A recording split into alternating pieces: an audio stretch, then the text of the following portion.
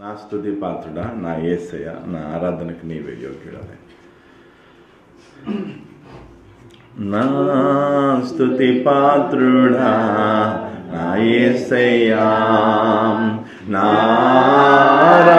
ఆరాధనకు నీవే యోగ్యుడవయ్యా.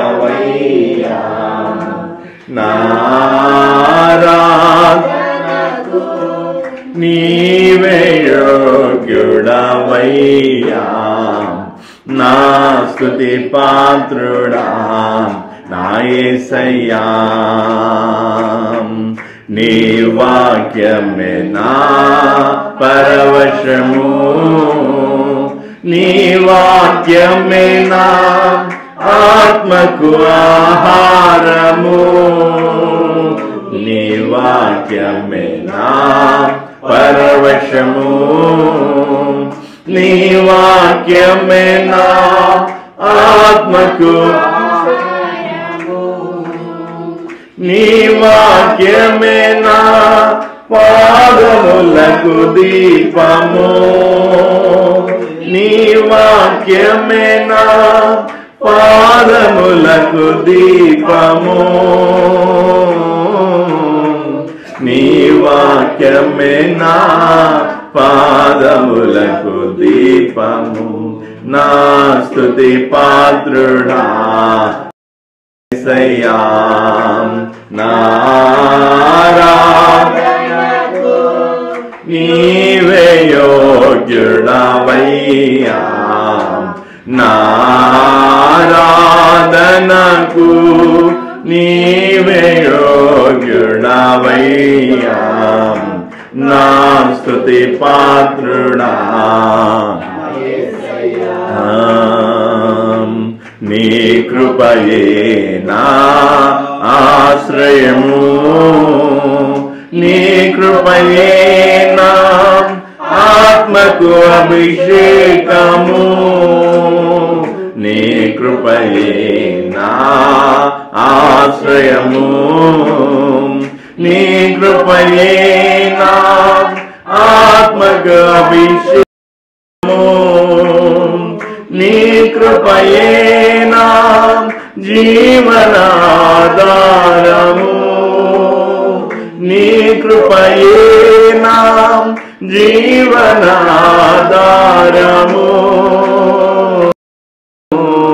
నీ కృపయే నా జీవనాధారము. నా స్తుతి పాత్రుడా, నా యేసయ్యా, నా ఆరాధనకు నీవే యోగ్యుడవయ్యా. నా ఆరాధనకు నీవే యోగ్యుడవయ్యా. నా పాత్రుడా, నా యేసయ్యా, నీ సౌందర్యము,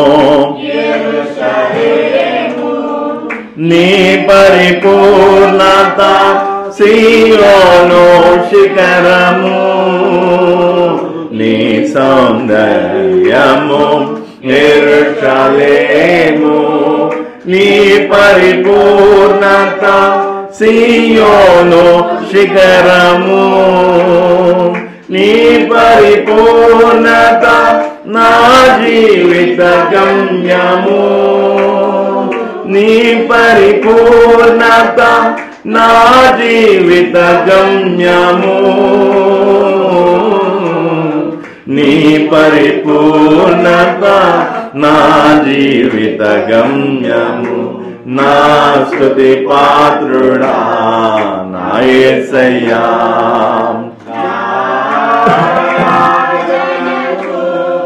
నీవే యోగ్యుడవయ్యా. నా ఆరాధనకు నీవే యోగ్యుడవయ్యా. నా స్తుతి పాత్రుడా, నా యేసయ్యా. హల్లెలూయా. Praise the Lord. ఇక్కడ మూడో లైన్ ఒకటి మంచిగా అర్థం చేసుకోవాలి. ఫస్ట్ సారే దీర్ఘం తీస్తున్నా, అట్లా కాకుండా రెండోసారి ఉన్నప్పుడే ఏం చేయాలి ఏమంటే ఇక్కడ మనం ఒక పల్లవి చరణం పాడి నేను లాస్ట్ చూపిస్తాను. నీ సౌందర్యమే యెరూషలేము, నీ పరిపూర్ణత సియోను శిఖరము. నీ సౌందర్యమే యెరూషలేము, నీ పరిపూర్ణత సియోను శిఖరము. నీ పరిపూర్ణ నా జీవిత గమ్యము, నీ పరిపూర్ణత నా జీవిత గమ్యము. నీ పరిపూర్ణత నా జీవిత గమ్యము. నా స్తుతి పాత్రుడా నా యేసయ్యా, నా ఆరాధనకు నీవే యోగ్యుడవయ్యా.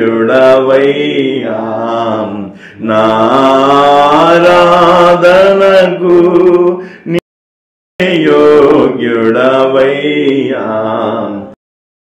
స్తుతి పాత్రుడా నా యేసయ్యా. అట్లా రావు. ఇప్పుడు మనం పాట పాడే తీరుగా పాడితే మనకు బాగుంటుంది, వినే వాళ్ళకు బాగుంటుంది, అందరు కలిసి పాడు.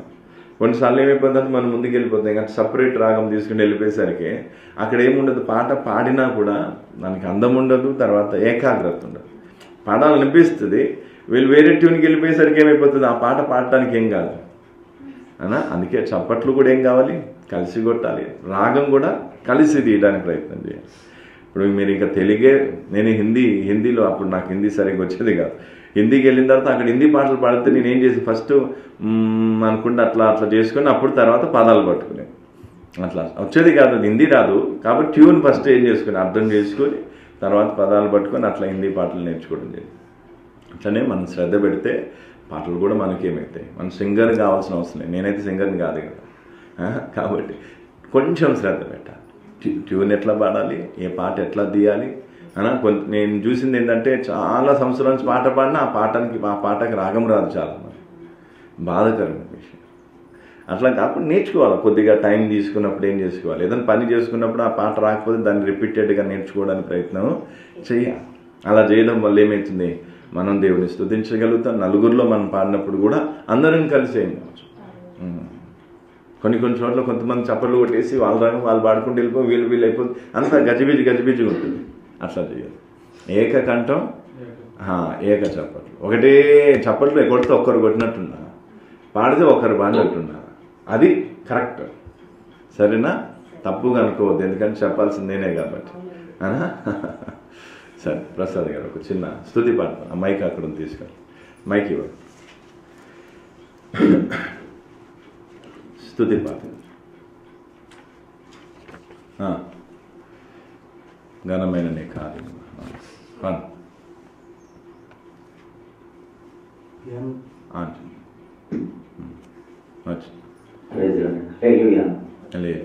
ఘనమైన నీ కార్యములు నా ఎడల, స్థిరమైన నీ ఆలోచనలు నా యేసయ్యా. ఘనమైన నీ కార్యములు నా ఎడల, స్థిరమైన నీ ఆలోచనలు నా యేసయ్యా. కృపలను పొందుచు కృతజ్ఞత కలిగి స్తుతులర్పించెదను అన్ని వేళలా. కృపలను పొందుచు కృతజ్ఞత కలిగి స్తుతులర్పించెదను అన్ని వేళలా. అనుదినము నీ అనుగ్రహమే, ఆయుష్కాలము నీ వరమే. అనుదినము నీ అనుగ్రహమే, ఆయుష్కాలము నీ వరమే. ఘనమైన నీ కార్యములు నా ఎడల, స్థిరమైన నీ యేసయ్యా ఈ తెగులు సమీపించక ఏ కీడైన దరి చేరనీయక ఆపదలన్నీ తొలగే వరకు ఆత్మలో నెమ్మది కలిగే వరకు ఏ తెగులు సమీపించనీయక ఏ కీడైన దరి చేరనీయక ఆపదలన్నీ తొలగే వరకు ఆత్మలో నెమ్మది కలిగే వరకు నా భారము మోసి బాసటగా నిలిచి ఆదరించితివి ఈ స్తుతి మహిమలు నీకే చెల్లించెదము జీవితాంతం ఘనమైన నీ కార్యములు నా ఎడల స్థిరమైన నీ ఆలోచనలు నా యేసయ్యా ఘనమైన నీ కార్యములు నా ఎడల స్థిరమైన నీ ఆలోచనలు నా యేసయ్యా కృపలను పొందుచు కృతజ్ఞత కలిగి స్తుతులర్పించెదను అన్ని వేళలా కృపలను పొందుచు కృతజ్ఞత కలిగి స్తుతులర్పించెదను అన్ని వేళలా అనుదినము నీ అనుగ్రహమే ఆయుష్కాలము నీ వరమే అనుదినము నీ అనుగ్రహమే ఆయుష్కాలము నీ వరమే ఘనమైన నీ కార్యములు నా ఎడల స్థిరమైన నీ ఆలోచనలు నా యేసయ్యా నాకు ఎత్తైన కోటము నీవే నన్ను కాపాడు గేయము నీవే ఆశ్రయమైన బంధము నీవే శాశ్వత కృపకాధారము నీవే నాకు ఎత్తైన కోటము నీవే నన్ను కాపాడు కేడము నీవే ఆశ్రయమైన బంధము నీవే శాశ్వత కృపకాధారము నీవే నా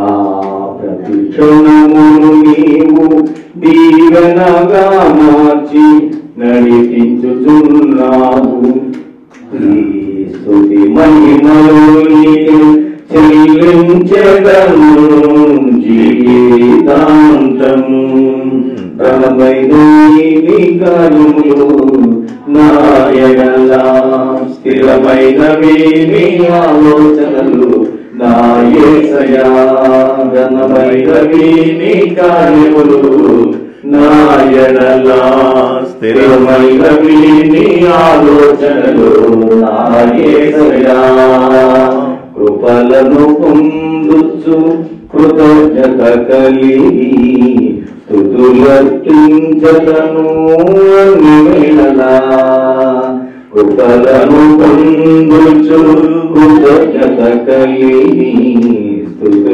స్తుతులర్పించెదను అన్ని వేళలా అనుదినము నీ అనుగ్రహమే ఆయుష్కాలము నీ వరమే అనుదినము నీ అనుగ్రహమే ఆయుష్కాలము నీ వరమే ఘనమైన నీ కార్యములు నా ఎడల స్థిరమైనవి నీ ఆలోచనలు నా యేసయ్యా నీ కృప తప్ప వేరొకటి లేదయ్యా నీ మనస్సులో నేనుంటే చాలయా బహుకాలము నన్నున్న స్థితిలో నీ కృప నాయనా చాలునందివే నీ కృప తప్ప వేరొకటి లేదయా నీ మనస్సులో నేనుంటే చాలయా బహుకాలముగా నీవున్న స్థితిలో నీ కృప నాయనా చాలునందివే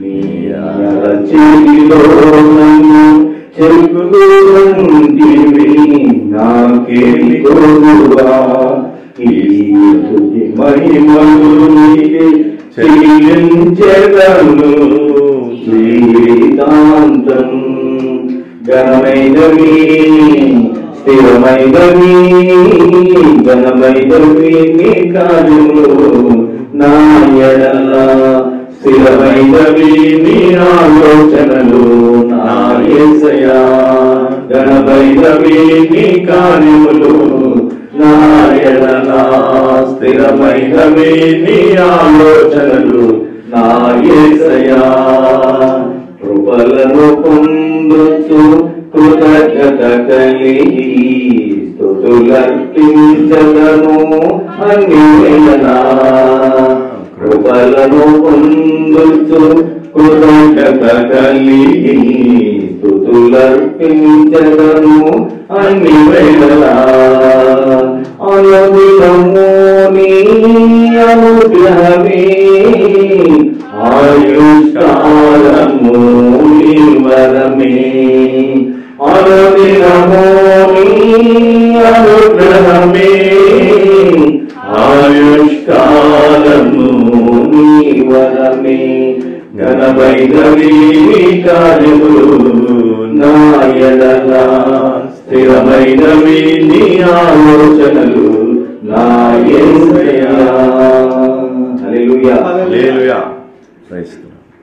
ప్రార్థన చేస్తున్నాం చిన్న వాక్యం కోసం చిన్న ప్రార్థన చేస్తున్నాం అంతేగా చిన్న ప్రార్థన పరిశుద్ధ పరలోక తండ్రి యేసయ్యని ప్రార్థిస్తున్నాను తండ్రి రాత్రి సజీవ రక్షకుని కాచి కాపాడుతూ ఉదయకాలం మోకరించి ఆరాధించే జన్మిత కృపను ఇచ్చినందుకు వందనాలు ప్రభు అవును దేవతలు ప్రార్థించి దాశించండి మన మధ్య తీసుకొచ్చినందుకు వందనాలు స్తోత్రం తండ్రి ప్రతి ఒక్కరితో ప్రభు నీ దాసుతో మాతో మాట్లాడమని ప్రభు నిలవసేపు మంచి మనసు చేసుకునే సమస్యను మాకు అనుగ్రహించమని ప్రతి ఒక్కరు హృదయాలు తెరవబడి ప్రభు మీ మాట వినేటప్పుడు శ్రద్ధతో భయంతో ఉండేటప్పుడు మీ కృప అనుగ్రహించమని కోరుతూ ఈ ప్రాంతం చుట్టూ నీ కాపుదల నుంచి మనం కోరుకుంటారు మీరే తోడించమని ఇంతవరకు చేసిన ప్రార్థన మీరే తోడు నడిపించమని కోరుతూ ఇంతవరకు చేసిన ప్రార్థన మీరే నడిపించి సమస్తమైన మాకంతా ఆలోచిస్తూ క్రీస్తు నామమున కోరుతున్నాం తండ్రి ఆమేన్ ఆమేన్ ప్రైజ్ ది లార్డ్.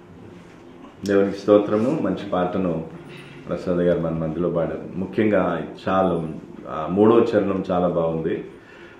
నీ కృప తప్ప వేరొకటి లేదయ్యా నీ మనస్సులో నేనుంటే చాలయ్యా బహుకాలముగా నిన్ను నేనున్న స్థితిలో నీ కృప నా ఎడల చాలున్నట్టు. ఇది చక్కగా చరణం బాగుంది, పల్లవి బాగుంది. దేవునికి స్తోత్రం. మంచి పాటను కొత్త సంవత్సరంలో వినిపించారు అయినా మీ అందరికీ నూతన సంవత్సర శుభాకాంక్షలు. నేను కొంచెం ఆలస్యమైంది, అంటే జనవరి ఫస్ట్లోనే, అంటే ఫస్ట్ వీక్ సెకండ్ వీక్ కాకుండా లాస్ట్ వీక్లో రావటం జరిగింది, జనవరి ఎండింగ్లో. కాబట్టి మీరందరూ మనందరినీ దేవుడు కొత్త సంవత్సరం ప్రవేశపెట్టాడు. అంతేకాకుండా ఈ కొత్త సంవత్సరం ఇంకా నూతన సంవత్సరం ఇంకా సహవాసం చేస్తూ దేవుని యొక్క రాకడ కొరకు, ప్రభువైన యేసుక్రీస్తు యొక్క రాకడ కొరకు మనము సిద్ధపడటానికి దేవుడు అవకాశాన్ని ఇస్తూ ఉన్నాం. కాబట్టి అసలు మనం ఉపవాసం ఎందుకు పెట్టుకుంటాం అనేది ఫస్ట్ మనం ఏం చేసుకోవాలి, అర్థం చేసుకోవాలి. ఉపవాసము పెట్టడం అనుకున్న ఉద్దేశం, చాలామంది ఏం చేస్తారంటే ఏదన్నా అడగటానికి, ఏదైనా అవసరం తీరటానికి ఉపవాసం పెడతారు. అలా కాకుండా ఇప్పుడు మనం ఎందుకు ఈరోజు ఫాస్టింగ్ ప్రేయర్ పెట్టి మనం దేవుని సన్నిధిలో ఉన్నాము అంటే మన జీవితాన్ని పరిశీలించుకోవడానికి, వాక్యం మన అర్థంలో మన జీవితాన్ని చూసుకొని మనకు ఇంకా ఎక్కడ కొదువుగా ఉంది, ఇంకెక్కడ మనం పాపంలో జీవిస్తున్నాం, ఇంకెక్కడ దేవునికి హేయకరమైన అసహ్యకరమైన విషయాలు ఇంకెక్కడ ఉన్నాయి, ఎందులో ఉన్నాయి, ఏమున్నాయి అనేది మనం పరిశీలన చేసుకోవడానికి సమయాన్ని మనం ఒక పూట ఆహారాన్ని మానేసి దేవుని సన్నిధికి వస్తున్నాం. కాబట్టి ఈ మధ్య ఎందుకంటే కొంచెం పరిస్థితి బాగలేదు కాబట్టి ఉపవాసము ఉండాలని నేనేం చేయట్లేదు, ఎవరిని బలవంతం చేయట్లేదు. వాళ్ళ స్తోమతలకు తగ్గట్టు ఉంటే ఉంటున్నారు, లేకపోతే లేదు. అది రెండో విషయం. ఇంకా పరిస్థితులు కొంచెం కుదుటపడితే అప్పుడు ఇంకా నిష్టగా మనము ఒక పూట పాటించడం అనేది జరుగుతుంది. కాబట్టి ఇప్పుడు ఫాస్టింగ్ ప్రేయర్ లేదా ఉపవాస మీటింగ్ వల్ల మనకు వచ్చే ప్రయోజనం ఏంటంటే, చాలామంది మళ్ళీ చెప్తున్నాం, కొంతమంది వారం రోజులు, కొంతమంది 21 రోజులు, కొంతమంది 40 రోజులు, ఇట్లా అంటే రోజుల తరబడి ఉపవాసం చేసి ఏదో అడగటానికి, ఏదో పొందటానికి వాళ్ళ ప్రయత్నం చేస్తారు. అదొక ఎత్తు, అది వాళ్ళకి తెలిసిన మట్టుకు వాళ్ళు ఆ పని చేస్తూ ఉన్నారు. అయితే ఇక్కడ మనం ఎందుకు ఉపవాసం ఉంటున్నాం అంటే ఏదో అడగటానికి రాలేదు, మనని మనం చూసుకొని మన కొరతను తీర్చుకోవడానికి. దేవుని వాక్యం అనే అర్థంలో మన జీవితాన్ని చూసుకొని మనలో ఉన్నటువంటి లోటును, మనలో ఉన్నటువంటి పాపం ఇంకా ఏవైతే ఉన్నాయో దేవునికి అసహ్యకరమైనవి, హేయకరమైనవి, వాటన్నిటిని తెలుసుకొని వాటిని తీసేసుకొని మనం ఏం కావటానికి, పరలోక రాజ్యం కొరకు సిద్ధపడటానికి. అందుకే దీన్ని ప్రత్యేకంగా ఒక వారంలో ప్రత్యేకంగా ఈరోజు నేను కేటాయించడం జరిగింది. దీని వెనుక ఉద్దేశం కూడా చెప్పి చాలా ఏండ్ల నుంచి మనం ఏం చేస్తూ ఉన్నాం, ఈ విధంగా చేస్తాం. కాబట్టి దాని తీవ్రతను అర్థం చేసుకుందాం. వారానికి ఒక రోజు మనం ఏం చేస్తాం, ఆదివారం అంటే ఆదివారం మనం దేవుడు చేసిన మేళ్ళని జ్ఞాపకం చేసుకుంటూ, దేవుడు చేసిన కార్యాలను జ్ఞాపకం చేసుకుంటూ, ఆయన ప్రేమను బట్టి ఆయన ఆరాధిస్తాం. ఆయన ఆరాధించడం తర్వాత మీకు అది కూడా చెప్పాను, ప్రార్థనకి, ఆరాధనకి, స్తుతికి వీటికున్న తేడా ఏంటో కూడా మీకు మంచిగా అర్థం చేయండి. కాబట్టి ఆదివారం చేస్తే ఆరాధన, దానికి తర్వాత శుక్రవారం వచ్చే ఉపవాస మీటింగ్కి తేడా ఉంటుంది. అదేమో మనం దేవునికి కృతజ్ఞతా భావాలు కలిగి దేవుని ప్రేమను స్మరిస్తూ ఆయన స్తుతించి ఆరాధించి నెక్స్ట్ వారం అంతట్లో మనం ఎలా జీవించాలి, గత వారంలో మనం ఎలా జీవించామనేది వాక్యం ద్వారా మనం ఏం తెలుసుకుంటాం. అయితే ఫాస్టింగ్ ప్రేయర్లో ఉన్న ప్రత్యేకత ఏంటంటే, నేను నా జీవితాన్ని ఏం చేసుకోవాలి, సరి చేసుకోవాలి. అంటే ప్రతి లోపం, ఇప్పుడు వాక్యం అనే అర్థంలో చూస్తేనే, లేదా వాక్యం ద్వారా మనని మనం చూసుకుంటేనే మనం ఏంటి అనేది తెలుస్తుంది. మన దృష్టితో మనం చూసుకుంటే నేను బాగానే ఉన్నాను. మీ అందరికీ తెలిసి నేను ఎప్పుడు చదివిపిస్తాను, ఇది సామెతలు 16వ అధ్యాయంలో ఏమని రాస్తుంది, ఒక నడత వాని దృష్టికి ఎలా కనిపిస్తుందంట, నిర్దోషంగా కనిపిస్తుంది. కాబట్టి అంటే నీ దృష్టికి నువ్వేమని పెంచవచ్చు, నేను నిర్దోషిని, నేను యథార్థపరుణ్ణి, నేను పరిశుద్ధుని, నేను నీతిమంతుణ్ణి అనేసి ఏ కపటం నా యందు లేదని నీకు నువ్వు అనుకోవచ్చు. కానీ మనకు మనం ఎన్నైనా అనుకోవచ్చు, కానీ ఆ విధంగా అనుకోవడానికి వీల్లేదు. వాక్యం ద్వారా మనం ఏమై ఉన్నామనేది ఏం కావాలి, తెలుసుకోవాల్సిన అవసరత ఉందని. అందుకే నేను ఎంతసేపు కూర్చున్నామనేది కాదు, కానీ మనం కూర్చున్న కొద్దిసేపు అయినా మన జీవితంలో కార్యం జరిగిందా. ఇప్పుడు 11 దాటింది, 2 గంటల దాకా నేను కూర్చోబెట్టాలి, ఇంకా పాటలు పాడటము, ఏదో చేయటము, ఎప్పుడు అంటే టైం పాస్ చేయటం కాదు. సరే, మనం దేవుని చిత్తం మేరకు 1 గంట కూర్చున్నా, ఒక అర్ధగంట కూర్చున్నా, 10 నిమిషాలు కూర్చున్నా, ఆ 10 నిమిషాల వాక్యం నా జీవితంలో ఏం కావాలి, పరివర్తన తీసుకుందా. ఇప్పుడు ఎందుకంటే కొంతమందికి వినలేను, వాళ్ళ కెపాసిటీ ఏముండదు. అందుకే వాక్యంలో కూడా ఏముంది, యేసు ప్రభు అంటే వినుటకు శక్తి కలిగిన కొలది వాక్యం చెప్పేదంట. వినుటకు అంటే వినే వాళ్ళని కూడా దృష్టిలో పెట్టుకోవాలి. సరే, నాకు భారం ఉంది, నాకు దేవుడు ప్రేరేపణ ఉంది, కానీ దేవుడు కూడా ఏం చేస్తాడంటే కూర్చునేవారు వినేవారికి ఎంతవరకు ఏముంది, వినుటకు శక్తి ఉంది. అది దేవుడు ఏం చేస్తాడు, దేవునికి తెలుసు కాబట్టి దాని ప్రకారంగానే సేవకుని నడిపిస్తాడు. అయితే కొన్నిసార్లు సేవకుడు ఏమైపోతాడంటే ఈ భావోద్రేకానికి గురైపోయి ఏమైపోతా, ఎక్కువగా తీసుకోవడానికి ప్రయత్నం. కానీ దేవుని కృపను బట్టి నేను అలా చేయను, ఎందుకంటే నాకు మొదటి నుంచి ఆ స్టార్టింగ్ నుంచి దేవుని ఉద్దేశం ఏంటి అనేది నాకు తెలుసు. ఒకసారి ఆ వచనం చదివితే మేము ఇంకా కొంచెం అర్థమవుతుందని నేను అనుకుంటున్నాను. మార్క్స్ వార్తకి రండి,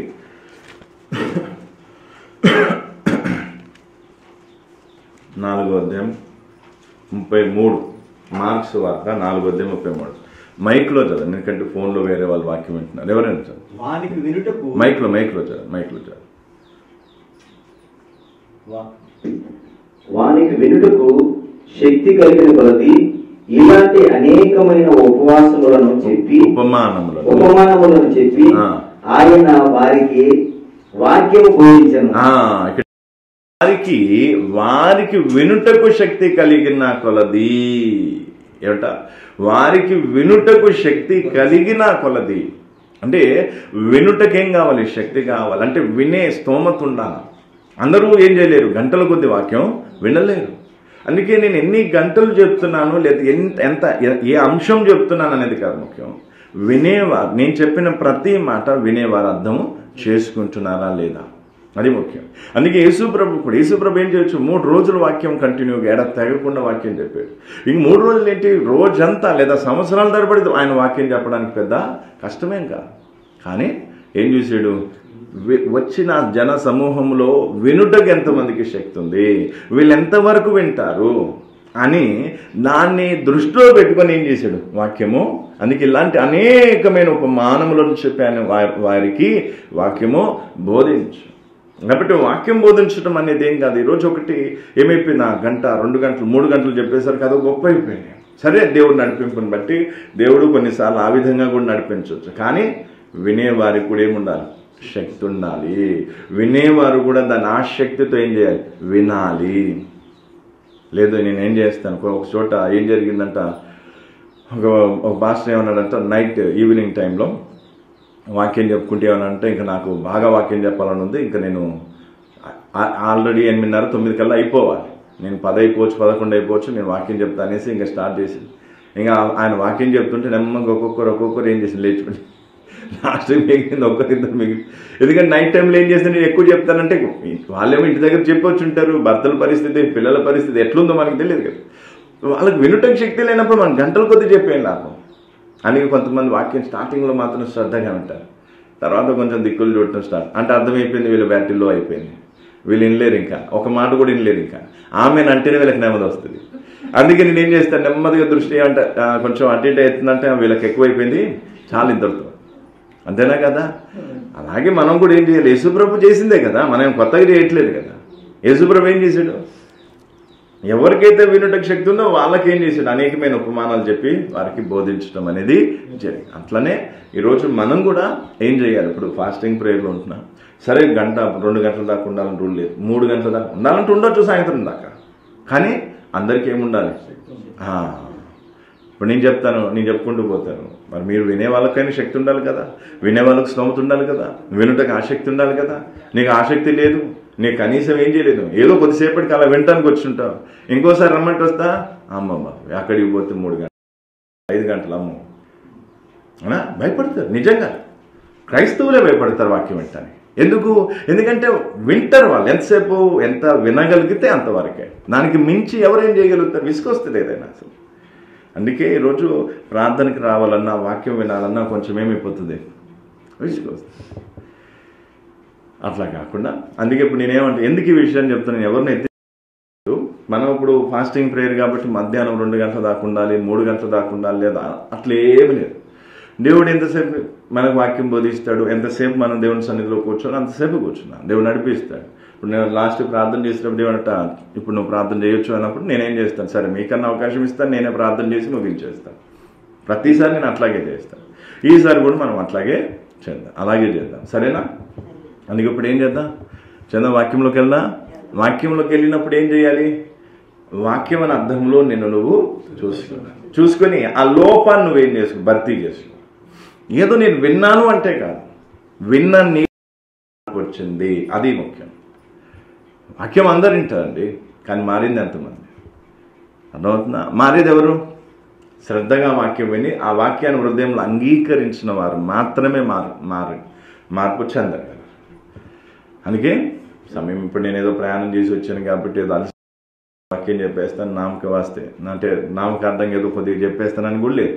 దేవుడు నాకు శక్తిని ఇస్తే ఎంతసేపు అయినా చెప్పవచ్చు, దేవుని కృప, దానికి మించి ఇంకేం. అందుకే ఇప్పుడు మనం ఏం చేద్దాం, దేవుడు రాత్రి నుంచి ఒక చిన్న, ఎందుకంటే నేను ఎప్పుడైనా ఎక్కడైనా మీటింగ్కి వెళ్ళినప్పుడు నేను ఫస్ట్ ప్రార్థన చేస్తాను. నాకు చాలా తెలుసు, బైబిల్ ట్రైనింగ్ తీసుకున్నాను కాబట్టి ఎన్నో వాక్యాలు తెలుసు, ప్రకటన గ్రంథం అని, ప్రత్యక్ష గుడారం అని ఇదని చాలా తెలుసు. ఇంకా అందులో నుంచి ఏదో ఒకటి సెలెక్ట్ చేసుకునే పని నాది కాదు, ఎవరిది, దేవుడు. ఇక్కడ ఉన్న వాళ్ళకి ఏం కావాలో దేవునికి తెలుసు. నేనంటే ప్రభు ఏం చెప్పాలి అన్నప్పుడు దేవుడు భారాన్ని ఇస్తాడు, వాక్యం గుర్తు చేయడము, లేదా దేవుడు సూటిగా ఏదన్నా మాట్లాడి చెప్పడం, ఇలాంటివి జరుగుతాయి. జరిగినప్పుడు అదే నిన్నటి నుంచి ప్రార్థన చేస్తున్నాను, భీమడోల్కి వెళ్తున్నాను, ప్రభు మరి ఏం వాక్యం చెప్పాలి. అయితే ఈరోజు మనం ఫాస్టింగ్ ప్రేయర్ కాబట్టి అక్కడెక్కడ మనం ఏం చేసుకున్నాం, మనం విశాఖపట్నం నుంచి వినిపించే అంశం వేరు, ఈరోజు మనకు దేవుడు ఇచ్చే అంశం వేరు. తర్వాత సాయంత్రం నుంచి ఏం జరుగుతాయి, గృహ కోడికలు ఉంటాయి. సాయంత్రం ఈసారి మొత్తం ఏముంటాయి గ్రూప్ కొత్త సంవత్సరంలో మీ అందరి ఇళ్లలో అంటే దేవుడు మీ కుటుంబాలను కాపాడినందుకు దేవుడికి కృతజ్ఞతలు చెల్లిస్తూ ఆయన నామాన్ని మహిమపరచడానికి మనందరం కలిసి ఒక చోట కూడుకొని ఏం చేద్దాం, సరేనా? ఆయా కుటుంబాల్లో ఎవరికైనా ఏదైనా అభ్యంతరం ఉంటే ముందే చెప్పండి. ఒకవేళ మీకు ఏమైనా ఇష్టం ఉంటే పెట్టండి అంటే అప్పుడు మనం ఏం చేస్తాం, సరేనా? అంటే బలవంతంగా ఏమీ లేదు. ఏదైనా సరే క్రైస్తవ జీవితంలో హృదయపూర్వకంగా చేయాలి, ఇష్టపూర్వకంగా చేయాలి. నేను బలవంతం చేస్తే కాదు, మీరు బలవంత పెట్టబడితే ప్రయోజనం ఉండదు, అవునా? సరే, అందుకే ఇప్పుడు ఏం చేద్దాం, వాక్యంలోకి వెళ్దాం. చల్, యోహాను సువార్త 14వ అధ్యాయము.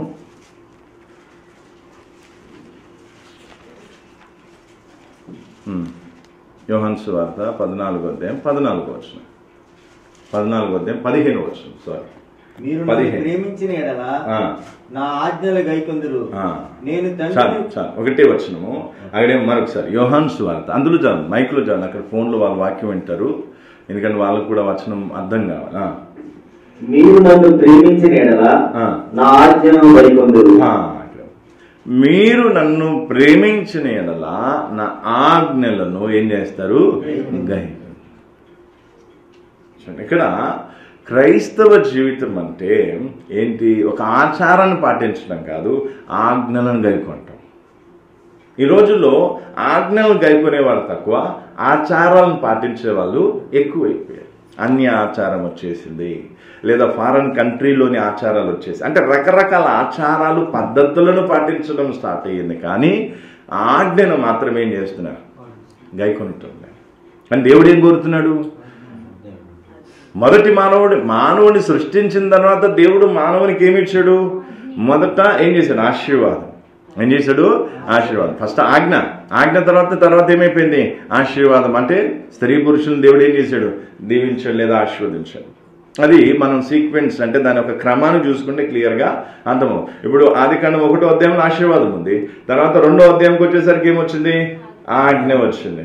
అది మనం ఏం కావాలి అక్కడ సెట్ చేసుకోవాలి. ఫస్ట్ ఆజ్ఞ, తర్వాత ఆశీర్వాదం. అంటే ఈ ఆజ్ఞ ప్రకారంగా నడిస్తే నేను ఈ విధంగా నిన్ను ఆశీర్వదించాను లేదా ఆశీర్వదించడం అనేది జరిగింది. అయితే ఇప్పుడు మనం అర్థం చేసుకోవాల్సింది ఏంటంటే, ఆజ్ఞకు ప్రాధాన్యతనిస్తున్నావా, ఆచార పద్ధతులకు ప్రాధాన్యతనిస్తున్నావా అనేది ఈరోజు ప్రశ్నించుకోవాలి. ఎందుకంటే దేవుడు మానవుడి నుంచి ఏం కోరాడు, ఆచార పద్ధతులను కోరలేదు, ఆజ్ఞను గైకొనాలి. అందుకే దేవుడు ఏమంట, ఈ మంచి చెడ్డల తెలుగునిచ్చే వృక్ష ఫలాన్ని నీవు తినకూడదు అని చెప్పి ఆజ్ఞాపించినట్టుగా మనం చూస్తున్నాం. అందుకే మానవునికి దేవుడు ఆజ్ఞ ఇచ్చాడు. ఈ ఆజ్ఞ ఏం సూచిస్తుంది, ఈ ఆజ్ఞ వలన ఏం సూచిస్తుంది అంటే ఆయనకు మన మీదేముంది, అధికారం ఉంది.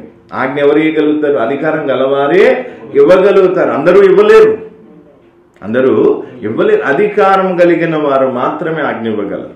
తర్వాత ఆజ్ఞ ఏం చూపిస్తుంది, ఆయన మనని ఏం చేస్తూ ఉన్నాడు, ప్రేమిస్తూ ఉన్నాడు. ఎందుకు, ప్రేమించిన వారు ఏం చేస్తారు, ప్రేమించిన వారికి ఏం చెప్తారు, మార్గము చూపిస్తారమ్మా, ఇది చేయొద్దు, ఇది చేయొద్దు, ఇది చేస్తే నీకు నష్టం, ఇలా చేస్తే మంచిది కాదు, ఇదే పోతే నువ్వు మంచిగా ఉంటా అని ఒక ప్రేమతో ఏం చేస్తారు, గైడ్ చేయడానికి, నడిపించడానికి ప్రయత్నం చేస్తారు. ఇలాగా ఆజ్ఞ వెనుకున్న ఉద్దేశాలు చాలా ఉన్నాయి. కాబట్టి చాలా పెద్ద అంశమైనప్పటికీ మనం కొద్దిగానే దీంట్లో మనం ఏం చేస్తాం. కాబట్టి ఇక్కడ ఫస్ట్ మనం అర్థం చేసుకోవాలంటే, మీరు నన్ను ప్రేమిస్తే నా ఆజ్ఞలు ఏమైతా గైకొంటారు. అయితే ఈరోజు నేను దేవుని ఆజ్ఞలు గైకొంటున్నానా? ఒకవేళ నేను దేవుని ఆజ్ఞలు గైకొనకపోతే నాలో ఏమి లేదు, దేవుని ప్రేమ లేదు. సింపుల్ విషయం కదా, దాంట్లో మనము మర్మము ఏం దాగిలేదు, పెద్ద పెద్ద లోతైన విషయాలు దాగిలేవు, సింపుల్గా క్లియర్గా ఉంది. ఏమని ఉందంటే, నేను ఆజ్ఞను గైకొనకపోతే నాలో ఎవరి మీద ప్రేమ లేదు, నేను నమ్ముకున్న నా దేవుని మీద నాకేం లేదు, ప్రేమ లేదు. అందుకే ఉంది, నీవు ప్రేమించిన మీరు నన్ను ప్రేమిస్తే అప్పుడేం చేస్తారు, నా ఆజ్ఞలను. అంటే ఆజ్ఞలు గైకొనటానికి ఏం కావాలి, ప్రేమ కావాలి, భయం కావాలి. భయం గురించి కూడా నేను చెప్పాను, తర్వాత మనం దాన్ని కవర్ చేసుకుందాం. ఫస్ట్ ఏం కావాలంటే ప్రేమ కావాలి. ఏం కావాలి, ప్రేమ. దేవుడు నేను ప్రేమిస్తున్నాడు, అది అందరికీ తెలుసు. దేవుడు లోకముని ఎంతో ప్రేమించాను, దేవుడు నిన్ను ప్రేమిస్తున్నాడు. అయితే నీవు దేవుని ప్రేమిస్తున్నావా, అది ఎలా తెలుస్తుంది? దేవుడు నిన్ను ప్రేమించి ఏం చేశాడు, తన అద్వితీయ కుమారుడైన ప్రభువైన యేసుక్రీస్తుని లోకానికి పంపించాడు. ఆయన ప్రాణత్యాగం చేసి ఏం చేశారు? వారికి మన ఎడలున్న ప్రేమ, మానవాళి పట్ల ఉన్న ప్రేమను వెల్లడిపరిచారు. అయితే ఈరోజు నేను దేవుని ఎంత ప్రేమిస్తున్నాను, ఇది అసలైన క్వశ్చన్. అది అసలైన ఆచారాలు పద్ధతులు పాటించడం అనేది ప్రేమకు సూచన కాదు. అదేంటంటే తమను తాము తృప్తిపరచుకోవడానికి చేసే పని. అనే దేవతలకు ఏముంటాయి? ఈరోజు ఇది చేయాలి, ఈరోజు నైవేద్యం పెట్టాలి, ఇట్లా చేయాలి, అలా చేయాలి, ఇలా చేయాలి. సేమ్ అదే రీతి ఎక్కడికి వచ్చేసింది? క్రైస్తవ్యంలోనికి వచ్చి వాక్యంలో ఆల్రెడీ ఏం చేశాడు? దేవుడు ఇశ్రాయేలు ప్రజలకు హెచ్చరించాడు, వారి అన్యదేవతలకు చేసినట్టుగా మీరు నాకు చెయ్యొద్దు. అయినా కూడా వాళ్ళు ఏం చేస్తారు? దాన్ని పట్టించుకోరు. ఏం చేస్తారు? ఆచారాలు పద్ధతులకు ప్రాధాన్యత ఇస్తూ ఉన్నారు, ఆజ్ఞకి ఇవ్వటం లేదు. అందుకే ఈరోజు మనకేం కావాలి? ఆజ్ఞ ముఖ్యం. ఆచారం పద్ధత ఆజ్ఞన? ఆజ్ఞే ముఖ్యం.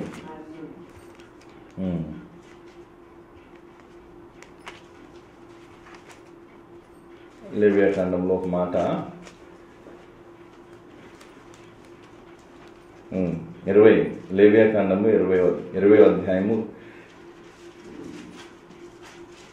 22వ వచనం. లేవియాకాండము 20వ అధ్యాయం 22వ వచనం. కాబట్టి మీరు నివసించినట్లు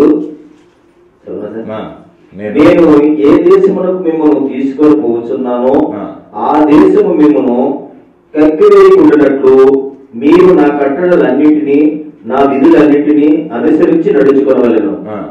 నేను మీ ఎదుట నుండి వెళ్ళగొట్టుచున్న జనుల ఆచారములను బట్టి నడుచుకొనకూడదు. వారు అట్టి క్రియలన్నీ చేసి కనుక నేను వారి యందు అసహ్యపడితిని. చూడండి, ఇక్కడ ఏముంది? అంటే అక్కడ ఉన్నటువంటి జనుల ఆచారం చొప్పున మీరేం కావద్దు? నడుచుకోకూడదు. అంటే నువ్వు ఏ దేశానికి వెళ్తున్నా ఆ దేశంలో ఉన్న వారు హేయమైన క్రియలు చేశారు. అందుకే దేవుడు వాళ్ళని వెళ్ళగొడుతున్నాడు. నీకు ఆ దేశాన్ని ఇస్తున్నాడు, నువ్వేం చెయ్యాలి? అక్కడ వాళ్ళు ఆచరించిన ఆచారాల పద్ధతులు కాకుండా నా కట్టడలను, నా అందుకే అక్కడే ఉంది, నా కట్టడలను నా విధులను అనుసరించి ఏం కావాలి? నడుచుకోవాలి. దేవుని ఆజ్ఞలు, కట్టడు, విధులు ఏవైతున్నా వాటిని అనుసరించి మనం ఏం చేయాలి? నడుచుకోవాలి. కాబట్టి ఈరోజు మనం నూతన సంవత్సరంలోకి అడుగు పెట్టాం, కొత్త సంవత్సరంలోకి వచ్చాం. అయితే ఈ కొత్త సంవత్సరంలో కూడా ఆచారాలకు పద్ధతులకు ప్రాధాన్యతను ఇస్తున్నామా, లేదా ఇద్దామా, లేదా ఆజ్ఞకు ప్రాధాన్యతనిద్దాం? ఆజ్ఞకి ఎవరు ప్రాధాన్యతను ఇస్తారు? ఆయనను ప్రేమించేవారు. ఆచార పద్ధతులకు ఎవరు ప్రాధాన్యతనిస్తారు? తమను తాము తృప్తి పరచుకోవాలనుకున్నవారు. ఎందుకంటే ఏదో ఒక ఆచారం, ఏదో ఒక పద్ధతి చేస్తే వాళ్ళకి ఒక నెమ్మది, సరే ఈ ఆచారాన్ని బట్టి, పద్ధతిని బట్టి దేవుడు సంతోషిస్తున్నాడు, లేదా దేవుడిని సంతోష పెడుతున్నానని ఒక భ్రమలో ఉంటారు. కాబట్టి ఆచారాలు పద్ధతులు అనేవి ఏం కావద్దు? క్రైస్తవుల మధ్యలో ఉండకూడదు. దేవుడు మనకు ఆచారాలు పద్ధతులు ఇవ్వలేదు. సాయంత్రం కాక నేను దీపం వెలిగించాలి, లేకపోతే వచ్చేటప్పుడు 4 అరటి పండ్లు పట్టుకుని రావాలి, ఒక కొబ్బరికాయ పట్టుకుని రావాలి, ఊదుబత్తి అంటే ఇలాంటి కొన్ని ఆచారాల పద్ధతులు ఆయన ఇవ్వలేదు. అయితే పాత నిబంధనలు ఉన్న బలులు లేదా పాత నిబంధనలు ఉన్న పండుగలు ఏవైతున్నా వాటికి ఆత్మీయ అర్థాలు నేనేం చేశాను? పోయిన శుక్రవారమే చెప్పడం స్టార్ట్ చేశాను. అవునా కదా? పస్కా పండుగకు ప్రభు బలకు ఉన్నటువంటి వ్యత్యాసం ఏం చేశాం? మీకు పోయిన శుక్రవారం అవతల ముందు శుక్రవారమేమో చెప్పాను. కాబట్టి ఇక్కడ మనం మంచిగా అర్థం చేసుకోవాలి. ఇంకా వాటికి ఉన్న భావాలు, దానికి ఉన్న ఆత్మీయ అర్థాలు మనం ఏం చేద్దాం? రానున్న దినాల్లో నేర్చుకుందాం. కాబట్టి ఇప్పుడు ఫస్ట్ ముఖ్యమైన విషయం ఏంటంటే నేను ఆజ్ఞకు ఎంత ప్రాధాన్యతనిస్తున్నాను. ఒకవేళ నేను ఆజ్ఞను లెక్క చేయటం లేదంటే, నేను ఆజ్ఞను గైకొనటం లేదంటే నాకు నా దేవుని మీద ఏం లేదు, ప్రేమ లేదు. ఇది స్పష్టం. మరి ప్రేమ ఎట్లా వస్తుంది? నీలోనికి ప్రేమ ఎలా వస్తుంది? నీవు నమ్ముకున్న దేవుని ఎలా ప్రేమించగలవు? అదే ప్రశ్న ఈరోజు. అందుకే ఈరోజు నేను ఎందుకు ఈ విషయాన్ని చెప్తున్నానంటే, చాలాసార్లు మనం ఏం చేస్తామంటే ఆజ్ఞకు ప్రాధాన్యత ఇవ్వం. ఆశలకు, కోరికలకు, కొంతమంది ఆచారాలకు, పద్ధతులకు, కొంతమంది అవసరాలకు, ఆకలికి, అంటే రకరకాల వాటికి ప్రాధాన్యతనిస్తున్నామే కానీ ఆజ్ఞకు ప్రాధాన్యతనివ్వటం లేదు. కాబట్టి నువ్వు దేవుని నమ్ముకున్న బిడ్డవైతే, దేవుని ఎరిగిన వ్యక్తివైతే, దేవుని ప్రేమ నీలో ఉంటే నువ్వేం చేస్తావు? ఏమంటా పద్ధతులు కాదు, ఆజ్ఞకు ప్రాధాన్యతనిస్తాడు. దీనికి మొదటి మానవుడైన ఆదామును కూడా సాతాను ఏం చేశాడు? ఆజ్ఞ నుంచి తొలగించాడు, ఆజ్ఞ నుంచి తప్పించాడు. అలాగే ఈ అంత్య దినాల్లోని విశ్వాసులను కూడా ఆజ్ఞ నుండి తొలగించడానికి ప్రయత్నం చేస్తున్నాడు. మన ఆజ్ఞ గైకొనడం ఎవరికి ఇష్టం లేదు? సాతానుకి ఇష్టం లేదు. ఎందుకంటే మీరు ఆయన ఆజ్ఞను గైకొంటే ఆయన ఆశీర్వాదాలు పొందుతారు, ఆయన తోడు నీకు దొరుకుతుంది. తర్వాత ఆయన ఉండే పరలోక రాజ్యంలో, నిత్య నివాసమైన పరలోక రాజ్యానికి మీరు వెళ్ళి అక్కడ ఉండటానికి యోగ్యులవుతారు. అది ఎవరికి ఇష్టం లేదు? సాతానికి ఇష్టం. సాతాను ఏమంటాడు? నేను నరకానికి పోతున్నాను కాబట్టి వీళ్ళు కూడా నరకానికే రావాలి, వీళ్ళు కూడా నరకానికే. అందుకే సాతాను ప్రయత్నం ఏంటంటే వీళ్ళని ఆజ్ఞ గైకొనకుండా చేస్తే, అందుకే ఆజ్ఞలు మర్చిపోయి ఆచారాల పద్ధతులను పట్టించుకోవడం, ఆచారాల పద్ధతులను ఏం చేయడం? పాటించడం, వాటికి ఎక్కువ ప్రాధాన్యతనివ్వటం. పండగలు జరపాలనే ఆచారము, లేదా నానా రకాల ఆచారాల పద్ధతులు చాలా ఉన్నాయి ఈరోజు క్రైస్తవ్యంలో. కాబట్టి ఈరోజు మనం అర్థం చేసుకోవాల్సిన ఈ నూతన సంవత్సరంలో, కొత్త సంవత్సరం అడుగు పెట్టాం, ఆల్రెడీ 1 నెలగా వస్తుంది. ఇప్పుడు ఎన్ని రోజులకు మనం తీసుకోవాల్సిన ఒక తీర్మానం ఏంటంటే, నూతన సంవత్సరం తీసుకోవాల్సిన తీర్మానం ఏంటంటే, ప్రభు నేను నీ ఆజ్ఞకు ప్రాధాన్యత ఇస్తాను. ఆజ్ఞ ముఖ్యం కానీ ఆచారాలు పద్ధతులు ముఖ్యం కాదు, ఆకలి అవసరం ముఖ్యం కాదు, ఆశలు కోరికలు ముఖ్యం కాదు. అది మంచిగా అర్థం చేసుకోవాలి. ఎందుకంటే మానవునికి దేవుడు ఏం చేశాడు? కావలసినవన్నీ ఇచ్చి ఏమన్నాడు? ఇదిగో నా ఆజ్ఞ, ఈ ఆజ్ఞ నువ్వు గైకొనన్నాడు. తినడానికి ఇచ్చాడా లేదా? ఉండటానికి ఇచ్చాడా లేదా? అన్నీ ఇచ్చాడు, అధికారం కూడా ఇచ్చాడు. అన్నీ ఇచ్చిన తర్వాత ఏమన్నా? ఇదిగో నా ఆజ్ఞ నువ్వు గైకొనమని దేవుడు మానవునికి చెబితే మానవుడు ఏం చేయలేదు? ఆజ్ఞను గైకొనలేదు. కానీ మిగతా అవన్నీ ఏం చేసుకున్నా? నా ఆకలి తీరుతుంది, నా అవసరం తీరుతుంది, నేను ఉండటానికి అన్నీ బాగానే ఉన్నాయి, అది ఆజ్ఞని ఏం చేసిండు? చూడండి. అట్లాగే మనం కూడా ఏం చేస్తాం? కొన్నిసార్లు మనం ఉన్న స్థితిని చూసి మనం ఏం చేస్తాం? ఆజ్ఞలు గైకొంటాం మానేస్తాం. అప్పుడు ఏం జరుగుతుంది? ఆ మంచిగా ఉన్న స్థితిలోంచి బయటికి రావాల్సి వస్తుంది. దేవుడే వెళ్ళగొడతాడు బయటికి. దేవుడే ఆజ్ఞలు గైకొనేంత వరకే నీకు ఏదైనా తోట, ఆజ్ఞను అతిక్రమించిన తర్వాత నీకు ఏం లేదు, ఏదైనా తోట లేదు, ఏదైనా తోటలో ఉండే అర్హత లేదు. అందుకే ఏం కావాలి? ఫస్ట్ మనం ఏం చేసుకోవాలి? అందుకే ప్రార్థనకు వచ్చినప్పుడు ఒక ఆచారంగా రావద్దు, ఒక పద్ధతిగా రావద్దు. కొంతమందికి అలవాటు ఏమంటావు? ప్రార్థనకి వెళ్ళాలంటే వెళ్తే ఒక తృప్తి, ఒక నెమ్మది. నిన్ను తృప్తిపరచుకోవడానికి ప్రార్థనకు రావటం కాదు. నేను ఇంకా దేవుని ఆజ్ఞలు తెలుసుకోవాలి, ఆ ఆజ్ఞలు నేను గైకొనాలి, దేవుని నేను ప్రేమించాలి, దేవుని నేను అనుసరించాలి, ఆయన కట్టడలు, ఆయన విధులను నేనేం చేయాలి? పాటించాలి అంటూ ఒక ఆసక్తితోనూ పట్టుదలతోనూ ప్రార్థనకు వస్తే అప్పుడు ఏం జరుగుతుంది?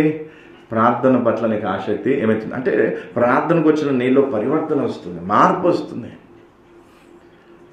అలా దేవుని ముందు ఎప్పుడు ఏం చేయాలి? ప్రభా, నేను ఏ విధంగా అయితే ఇంటి నుంచి ప్రార్థనకు పోతున్నాను అదే విధంగా ఇంటికి రావద్దు. అది ఒక నమ్మకమైన విశ్వాసం చేసే ప్రార్థన.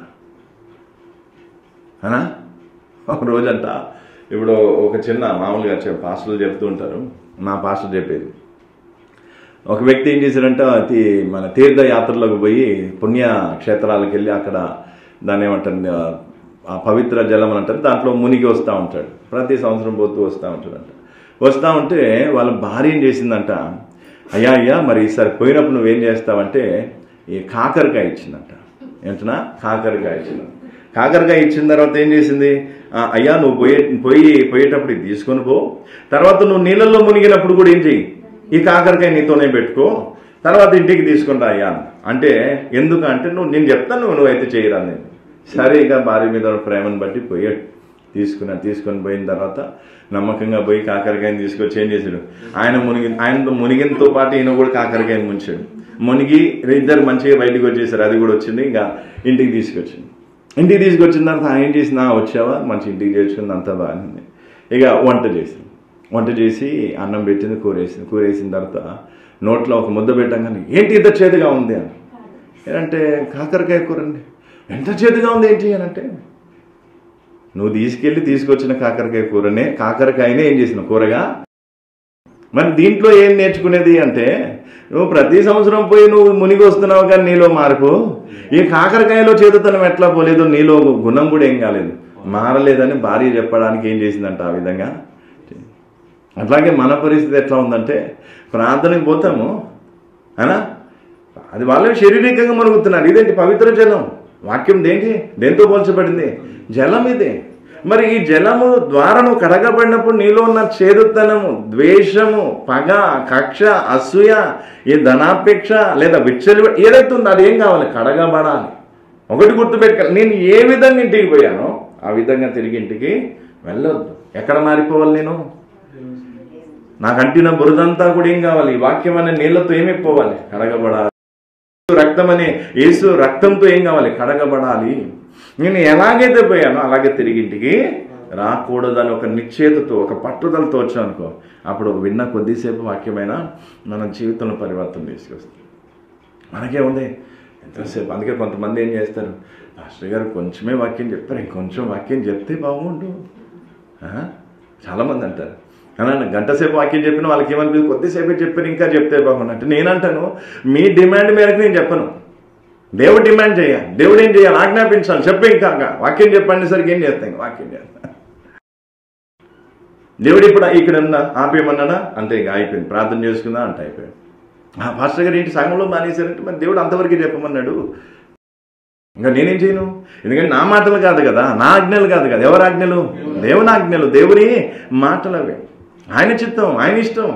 అందుకే ఈరోజు మనం అర్థం చేసుకోవాల్సింది ఏంటంటే, నేను ప్రార్థనకి ఎలాగైతే పోయానో తిరిగి అలాగా రావటం అనేది కరెక్ట్ విషయం కాదు. ప్రార్థనకు పోతా, ప్రార్థనకు పోయే ముందు గొడవలు పెట్టుకుంటా, కొట్టుకుంటాను, తిట్టుకుంటాను, చేస్తాను. మళ్ళీ యథాతథంగా ప్రార్థనకు పోయి మళ్ళీ యథాతథంగా అదే కోపంతో వస్తా. మీరు నమ్మటం లేదు, నేను ఒకరోజు అయితే ఆశ్చర్యపోయినా. నాకు ఎవరో చెప్పారు, నాకు గుర్తుకు లేదు కానీ, ఇద్దరు భార్య భర్తలంట దాదాపు 15-20 సంవత్సరాలు మాట్లాడుకోలేదంట గొడవ అయినందు. 15-20. మరి వాళ్ళు ఎట్లా ఒకరితో ఒకరు ఎట్లా ఏదైనా కమ్యూనికేషన్ ఏదైనా ఉంటే ఏం చేస్తారంటే, వాళ్ళు ఏం చేస్తారంటే ఏదైనా ఉంటే పేపర్ మీద రాసి అక్కడ పెడతారంట. ఈయన కూడా ఏం చేస్తారంట, పేపర్ మీద రాసి అక్కడ పెడతాడంట. అది భార్య చూసుకోవాలి. భర్త చూసుకునే పేపర్ ఆయన చూసుకుంటాడు, ఈమె చూసుకోవాల్సిన పేపర్ ఈమె చూసుకోవాలి. వాళ్ళిద్దరు చదువు రాకపోతే ఇంకా బాగుండేది. అప్పుడు బేబే అనిపోయి ఇక మూగ సైకిల్ చేసుకోవాలి. ఇక అంతే. నేనైతే షాక్ అయిపోయినా. ఎన్ని సంవత్సరాలు భార్య భర్తలు ఒకరితో ఒకరు మాట్లాడుకోలేదంటే నిజంగా వాళ్ళు గ్రేట్. అట్లాగే ఈరోజు ఏమైపోయింది, కొంతమందికి ఎట్లా ఉంటుందంటే, చిన్నగా ఏదన్నా ఏందంటే సార్ ఇక మాట్లాడటం మానేస్తారు. అలక అనా వాళ్ళెవరూ వీళ్ళని ఏదో బుజ్జగించడానికి ఏమంట బాగుంటారనేసరికి వీళ్ళు ఇంకేం చేస్తారు, వాళ్ళందరినీ మెచ్చుకోవడానికి అలకలు. ఇంకా ఏమంటా, నేను అలిగితే బాగుంటానని మా ఆవిడే కామెంట్ చేసింది కాబట్టి నేను ఇంకా అలుగుతాననేసి మమ్మల్ని పెడతారు. ఇంకా అనా నిజాలు చెప్పుకుంటే ఆ ముఖాన్ని అసలే చూడలేము. అందుకే ఈరోజు చాలా మందికి ఏమంటా అవునా అలుగుతాం, ప్రార్థనకి అలకతోనే పోతాం, ప్రార్థనకి వెళ్తాం, మళ్ళీ వస్తాం, మళ్ళీ అదే అలక కంటిన్యూ. కోపంతో పోతాం, మళ్ళీ వస్తాం, మళ్ళీ అదే కోపం. అంటే పొయ్యి మళ్ళీ సేమ్ వస్తున్నాం అంటే అర్థం ఏంటి, నువ్వు ప్రార్థనకు పోయి ఈ జలం ద్వారా నువ్వేం కావాలి, కడగబడాలి. నీలో ఉన్న కోపం వెళ్ళిపోవాలి. సరే నువ్వేదో ఉదయాన్ని ఏదో చిన్న సంఘర్షణ, ఏదో చిన్న సంఘటన జరిగింది భార్య భర్తలు, చిన్న మాట పెరిగి ఉండొచ్చు. కానీ భార్య భర్తలు ప్రార్థనకు పోయినప్పుడు మళ్ళీ ఇంటికి వచ్చేసరికి ఏమైపోవాలి, సమాధానం పడిపోవాలి, ఒకరినొకరు క్షమాపణ కోరుకొని ప్రేమతో ఏమైపోవాలి, కలిసిపోవాలి. అది ప్రార్థనలో వచ్చే పరివర్తన. ఈరోజు చాలా మంది ప్రార్థనకైతే వెళ్తారు కానీ పరివర్తన రాదు, మార్పు రాదు. మార్పు ఎందుకు రావట్లేదంటే వాళ్ళకేముంది, ఎలాగైతే పోయాం అలాగే రావాలని ఉంది కానీ మారాలని.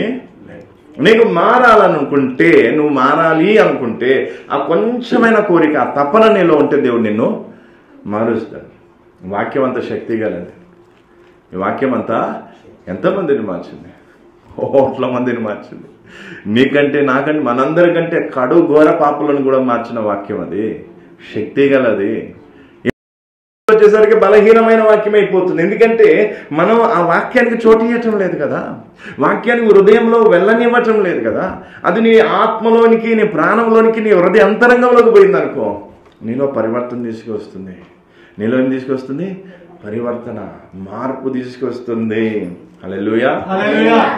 అందుకే ఈరోజు ఏం కావాలి, నేను ఆజ్ఞను గైకొనే వ్యక్తిని కావాలి. దేవుడు ఎవరి కోసం ఎదురు చూస్తున్నాడు? ఆజ్ఞను గైకొనే వ్యక్తి. ఆచారాలు ఎవరు నాకు ఆచారాలు పద్ధతులు చేసినా కాదు, పండగలు ఏవైతే ఆచారం ఇవి కాదు దేవుడు ఎదురు చూసేది, ఇవి కాదు దేవుడు ఇజ్రాయెల్ ప్రజలకు ఎందుకు పండుగలను ఇచ్చాడు, లేదా బలులు, వాటన్నిటికీ ఏముంది, ఒక ఆత్మీయ అర్థాలు ఉన్నాయి. నేను అందుకే పోయినసారి పైన చెప్పాను కదా, మొదటి మానవుడు కడపట్టి మానవుడు చెప్పింది కదా, అక్కడ పండగలకి బలులకు వాటన్నిటికీ ఎలా యేసు ప్రభులో అవన్నీ నెరవేరబడ్డాయి, ఆ విషయాలు కూడా అక్కడ చెప్పాను. అందుకే ఇప్పుడు మనం ఏం చేస్తాం, కొన్ని సార్లు ఏమైపోతుంది చూడండి, ఏదైనా తోట పచ్చగా కనిపించేసరికి ఏం మానేస్తాం, ఆజ్ఞలు గాయకుంటాం.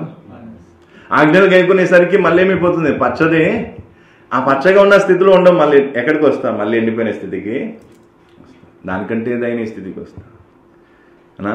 ఎందుకంటే మనిషి చాలా సందర్భాల్లో ఏం చేస్తాను తెలివిగా అనా, కొంచెం ఏదైనా దయనీయ స్థితిలో అనుకో, అప్పుడు దేవుని ముందు అయ్యా అయ్యా ఎస్ఐయా నాయనా కొంచెం ఏదైనా అయ్యేసరికి అంటే ఇంకా స్టైలే మారిపోతుంది. నష్టం ఎవరికి, దేవునికి ఏమైనా నష్టమా లేదు. ఏదైనా తోట ఖాళీ చేయాలి, ఏదైనా తోట ఎవరు ఖాళీ చేపిస్తారు, సైతాన్ కాదు. అందుకే పచ్చదనం కనిపించని, నువ్వు పచ్చగా ఉండు, నువ్వేమంటావు, ఇంకా ఎట్లా ఉన్నా సరే ఆజ్ఞగా ఇంకోవటం మాత్రమే చేయదు.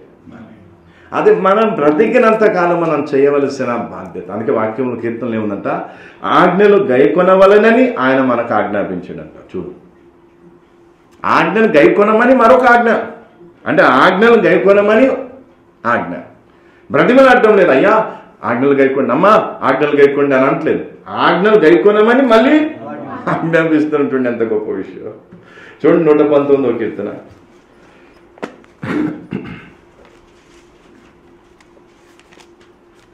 119వ కీర్తనలో ఏమని రాసింది చూడు.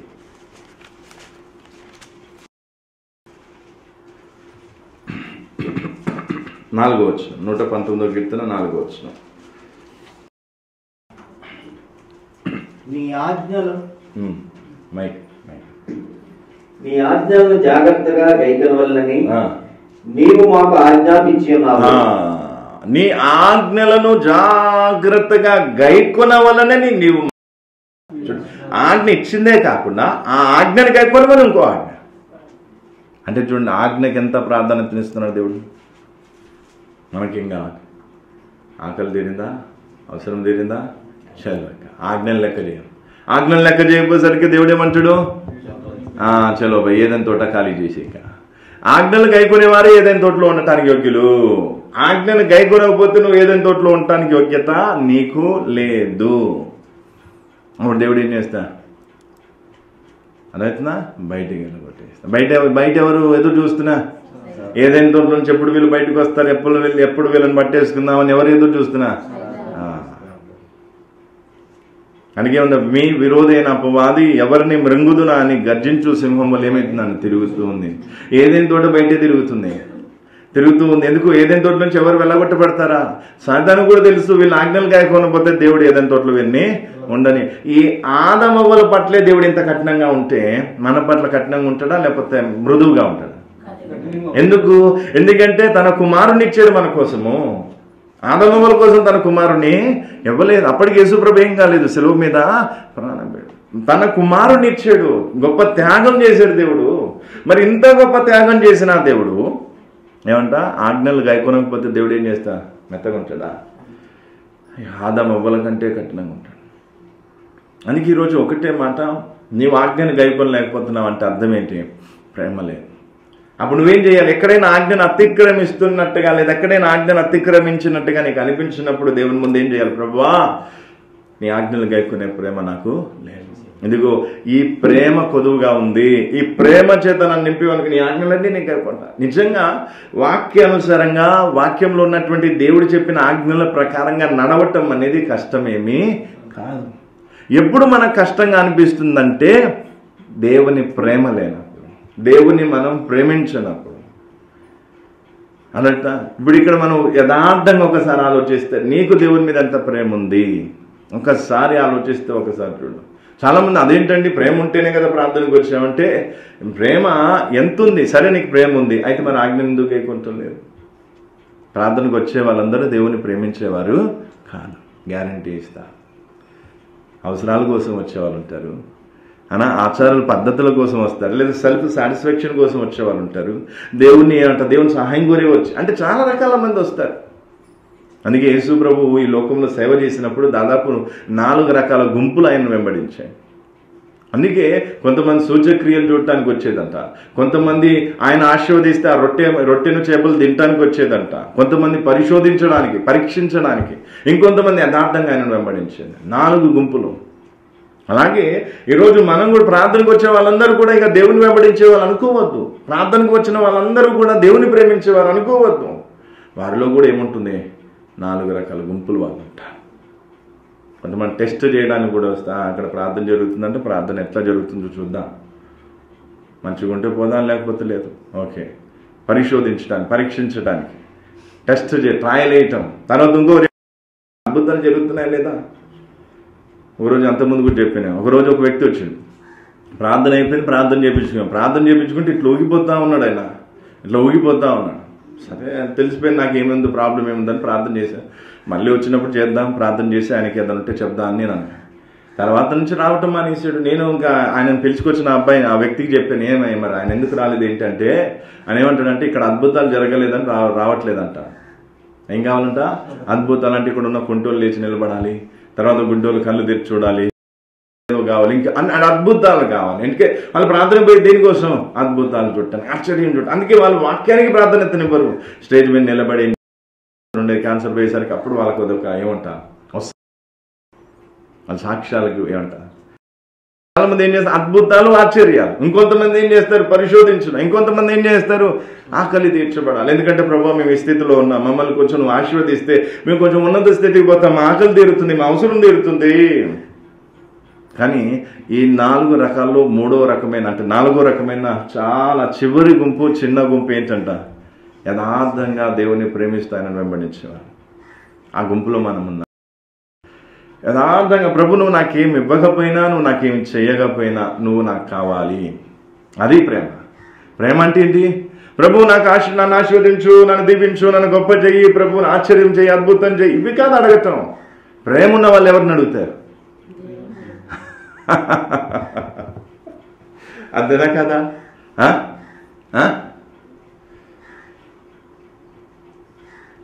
ఇప్పుడు ఉదాహరణకు అబ్బాయి ఉన్నాడు, అమ్మాయి ఉన్నాడు. ఒకవేళ అబ్బాయి పెళ్లి చేసుకునేటప్పుడు అమ్మాయిని నిజంగా ప్రేమిస్తే ఏం చేస్తాను, కట్నకానుకలు తీసుకొని చేసి. ఎందుకంటే ఆ అమ్మాయి ఉంటే చాలు, లేదా సరే ఆమె నా జీవిత భాగస్వామ్యం ఉంటే సరిపోతుంది అంటే ఆమెను మాత్రమే కోరుతా, మిగతా ఇవి. కానీ ఇప్పుడు ఏం డిమాండ్, బుల్లెట్ పెట్టాలి. ఏమంటాం, బుల్లెట్ 1,00,000 పైన 2 లక్షలు 3 లక్షలు ఎన్ని ఉంటుంది, కానీ బుల్లెట్. మళ్ళీ తర్వాత ఏం చేయాలి, ఇన్ని లక్షలు ఇవ్వాలి. తర్వాత ఆమెకు ఏమంటాం, ఒంటి నిండా బంగారం పెట్టాలి. అంటే నీకు ఉన్న ఇంట్రెస్ట్ దేని మీద, వీటి మీద, భార్య మీద కాదు. అలాంటి వ్యక్తి భార్యను మంచిగా చూసుకుంటాడు ఎప్పటి వరకు, వాళ్ళ అత్తగారు పెట్టినవి ఉన్నంత వరకు. అవి కరిగిపోయినాయి అనుకో, అర్థం స్టోరీ. వీళ్ళు కూడా ఏమైపోతారు, అవి ఎట్లా పాతపడిన వీళ్ళు కూడా ఏమైపోతారు, ఇంకా పట్టించుకో. అదన్నా. అందుకే ఈ కట్నాల సిస్టమ్ అనేది ఎక్కడి నుంచి వచ్చింది, దేవుని వాక్యము. వాక్యానుసారంగా చూస్తే, ఇజ్రాయెల్ ఆచారం బట్టి చూస్తే ఏం చేయాలి, అమ్మాయి అబ్బాయికి ఇవ్వడం కదా, అబ్బాయి అమ్మాయికి ఇచ్చేయం కావాలి, తీసుకో. కానీ వాక్య ప్రకారంగా ఒకవేళ చేసేది ఉంటే అట్లా రావాలి. కానీ ఇప్పుడేముంది అనా, కట్న కానుకలు అనేవి లేదా ఈ డబ్బును డిమాండ్ చేయడం అనేది ఏంటంట సరైన పద్ధతి. నేను కూడా పెళ్లి చేసుకున్నాను. నేను కూడా ఏం చేస్తాను, ₹1 కూడా డిమాండ్ చేయలేదు. నేను దేవుని చిత్తం ఉందా లేదా చూసాం. దైవ సేవకులు ఏం చేశారు, దాని విషయంలో ప్రార్థన చేశారు. దేవుని సన్నిధిలో చాలామంది మధ్యలో ఏం చేసింది, పెళ్ళి చేశారు. కానీ ₹1 కూడా నేను డిమాండ్, ఇది ఇవ్వు, అది ఇవ్వు, అంత ఇస్తే ఎంత ఇస్తే ఏమీ లేదు. నేను ఎవరికో భయపడి కావాలంటే మా పాస్టర్ కూడా చెప్పాడు, మీకు ఏమైనా కావాలంటే అడగండి. మా అమ్మ కూడా ఏమైనా వద్దు, మా కోడలు నచ్చింది, మేము పెళ్లి చేసుకున్నా అంతే అనేసి మా అమ్మ కూడా ఏం చేయలేదు డిమాండ్ చేయడానికి. నేను కూడా డిమాండ్, నేను వాక్యం విన్నాం కాబట్టి నేను డిమాండ్ చేయలేదు, దానికి మా అమ్మ కూడా సహకరించి. అట్లా ఈరోజు అర్థం చేసుకోవాల్సింది ఏంటంటే, ఈ ఆచారాల పద్ధతులు కాదు, ఏం కావాలి, ఆజ్ఞ. అందుకే ఆజ్ఞ. ఈ నూతన సంవత్సరంలో మనందరం దేనికి ప్రాధాన్యతనివ్వాలి, ఆజ్ఞ. నేను రోజుకి ఎన్ని ఆజ్ఞలు గైకుంటున్నాను ఒకసారి ఆలోచన చేయండి. రోజుకి ఎన్ని ఆజ్ఞలు గైకుంటున్నా అలా ఎన్ని ఆజ్ఞలు గైకుంటున్నా ఒకసారి ఎప్పుడైనా ఆలోచన చేశా? లేదు. రోజుకి ఎంత సంపాదిస్తున్నాను లెక్క పెట్టుకున్నాను. కానీ మరి రోజుకి ఎన్ని ఆజ్ఞలు గైకుంటున్నాను? అన్ని ఆజ్ఞలు గైకుంటున్నానా లేదా చూస్తామా? ఉల్లిపాయలు ఉన్నాయా లేదు చూసుకుంటా, బంగాళదుంప ఉందా లేదు చూసుకుంటా, బ్రదర్ ఏమో ఏం చేస్తాడు చేతిలో డబ్బులు ఉన్నాయా లేదు చూసుకుంటా. ఇవి చూస్తున్నాం కానీ మరి నేను ఆజ్ఞను గైకుంటున్నానా లేదా, ఆజ్ఞను గైకునే జీవితం జీవిస్తున్నానా లేదా అని శ్రద్ధ పెట్టి ఒకసారి మనం పరిశీలన చేస్తే ఎన్ని ఆజ్ఞలు గైకుంటున్నాం మనకే తెలిసిపోదు. అంటే అర్థం ఏంటిది? ఆజ్ఞలు గైకుంటం లేదు అంటే దానికి అర్థమేంటి? ప్రేమ. హల్లెలూయా. దేవుని మీద ఏం లేదు. ప్రేమ పెరిగింది అనుకో ఆజ్ఞలు కూడా ఆల్రెడీ ఏమైపోతాయి, ఆటోమేటిక్గా ఏమైపోతాయి. ఆజ్ఞను గైకొనకుండా ఉండలేవు నువ్వు. ఇంకా ఆజ్ఞను గైకొనకుండా ఉండలేవు. ఈరోజు ఏంటంటే ఆజ్ఞను ఎందుకు అతిక్రమిస్తూ ఉన్నా చూడండి ఒకసారి. ఆజ్ఞ అతిక్రమిస్తే దాన్ని ఏమంటారు చూడండి ఒకసారి. చూడండి మొదటి యోహాను 3:4 చూడండి. మొదటి యోహాను 3:4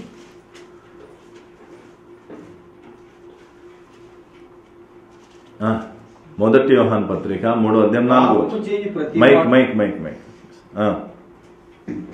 పాపము చేయి ప్రతి వాడును ఆజ్ఞను అతిక్రమించును, ఆజ్ఞ అతిక్రమమే పాపం. ఆజ్ఞ అతిక్రమమే చెప్పు. అంటే ఏ రకమైన ఆజ్ఞనైనా నువ్వు అతిక్రమిస్తే అదే పాపం.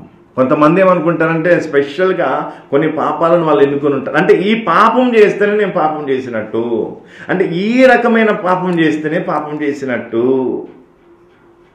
అది మూర్ఖత్వం. బైబిల్ అలా చెప్పట్లేదు. పాపం అంటే ఏంది? పాపం అంటే దానికి అర్థం ఏంటంటే దేవుడిచ్చిన నుంచి ఏదైనా నువ్వు అతిక్రమిస్తే అదే పాపము. అదే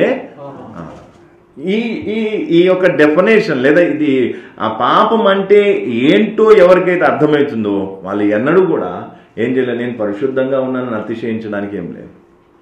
సరే నువ్వు ఎంతవరకు పరిశుద్ధంగా ఉన్నావు ఓకే, కానీ ఇంకా ఆజ్ఞలు నేను తెలుసుకోవాలి, ఆజ్ఞల్ని గైకొనాలి, ఆజ్ఞల ప్రకారం నేను జీవించాలి. కొన్ని ఆజ్ఞలు ఏమవుతాయి, మనం తెలిసి అతిక్రమిస్తాం, కొన్నిసార్లు తెలియక అతిక్రమిస్తాం. నువ్వు తెలియక ఆజ్ఞను అతిక్రమిస్తే దేవుడు నిన్ను క్షమిస్తాడు, కానీ తెలిసి నువ్వు ఆజ్ఞలను అతిక్రమిస్తే దేవుడు నిన్ను. అందుకే దేవుడు ఏం చేస్తాడు, దేవుని గుణం, దేవుని స్వభావం మనం మంచిగా అర్థం చేస్తాం. అందుకే ఇప్పుడు ఏం చేయాలి, ఆజ్ఞ అతిక్రమమే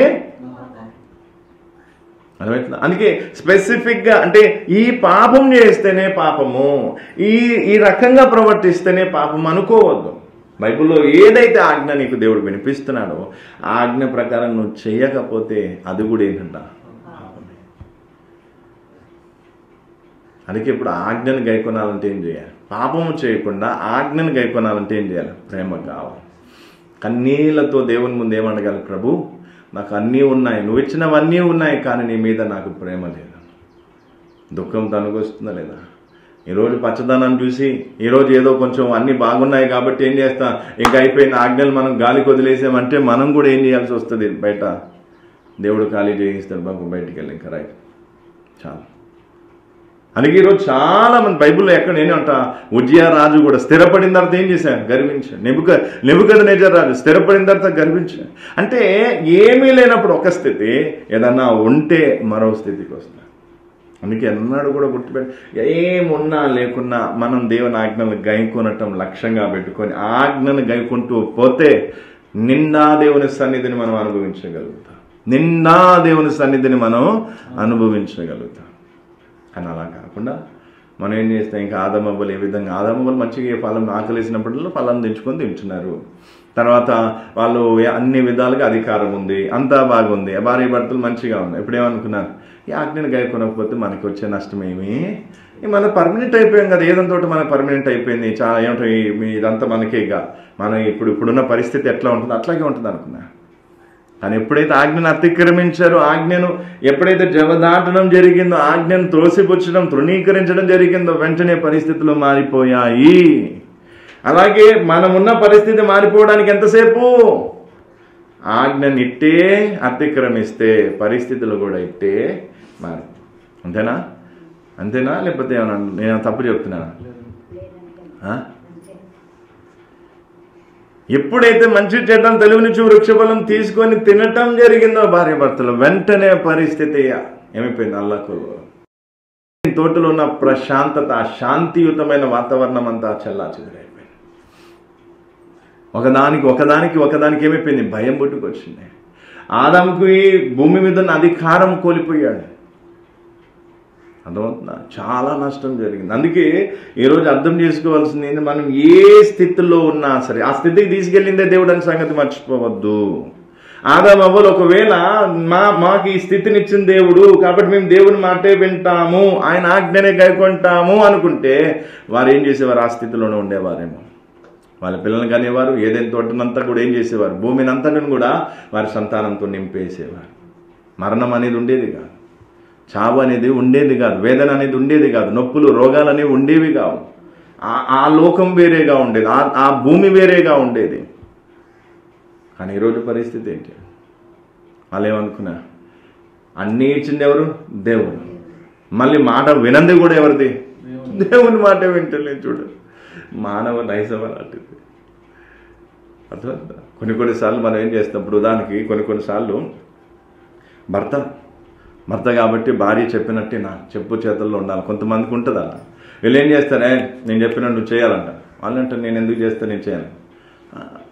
నేను కష్టపడి నీకు ఏం చేస్తాను, నేను పెంచుతూ ఉంటే నువ్వు నా మాట నువ్వు వినవా అంట. కోపం వచ్చినవంట ఇంకా అంటారు, చాలా అంటారు. అవన్నీ మనం పబ్లిక్లో చెప్పుకోలేదు. ఎంత రోషం వచ్చింది? మన దేవునికి రోషం ఉందా?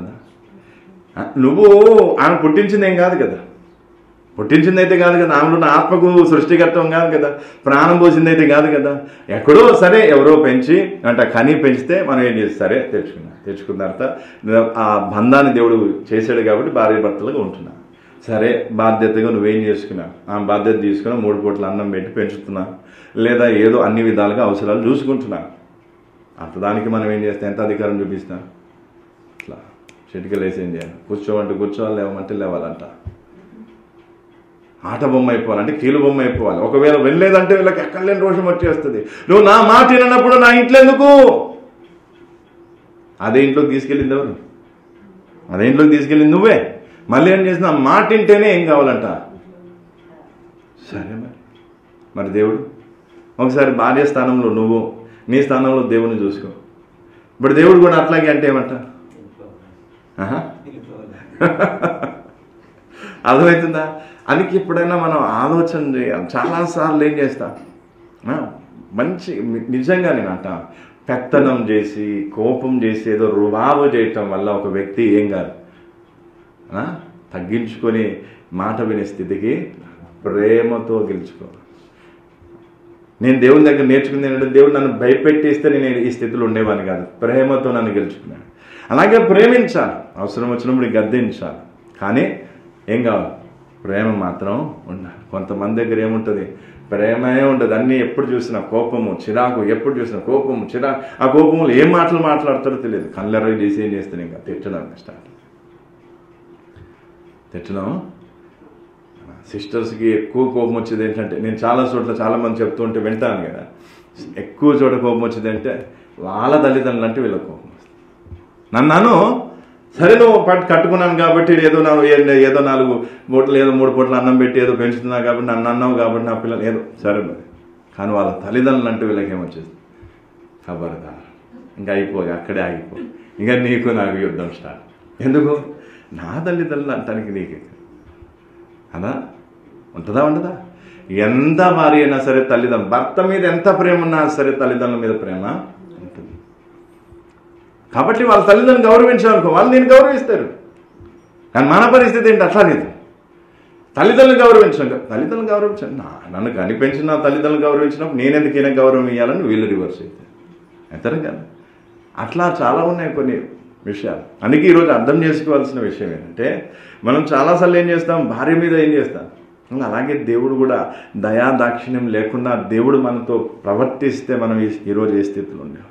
కాబట్టి దయచేసి పచ్చదనాన్ని చూసి ఏం కావద్దు, మోసపోవద్దు, ఆజ్ఞను అతిక్రమించొద్దు. అబద్ధం ఆడకూడదంటే అబద్ధం ఆడకు. నష్టం జరిగితే జరిగింది, ఆ నష్టాన్ని దేవుడు భర్తీ చేస్తాడు. కానీ అబద్ధంతో మోసంతో నువ్వు ఏం సంపాదించినా దానివల్ల వచ్చే ప్రయోజనం ఏమీ ఉండదు. వచ్చే ప్రయోజనం ఏమీ వాస్తవం అంటారా అవాస్తవం? నేనేమంట ఇప్పుడు నేను సంపాదించిన ఎంతసేపు అని చెప్పండి. ఒక విశ్వాసి కంట ఒక వ్యక్తి పరిచయం అయిన తర్వాత అనేమన్నా, బ్రదర్ మేము ఒక బుక్ రాసాం, ఆ బుక్ ప్రింట్ చేయాలి, ప్రింటింగ్కి పైసలు డబ్బులు తక్కువైపోయి అని చెప్పేసి ఏం చేశాను.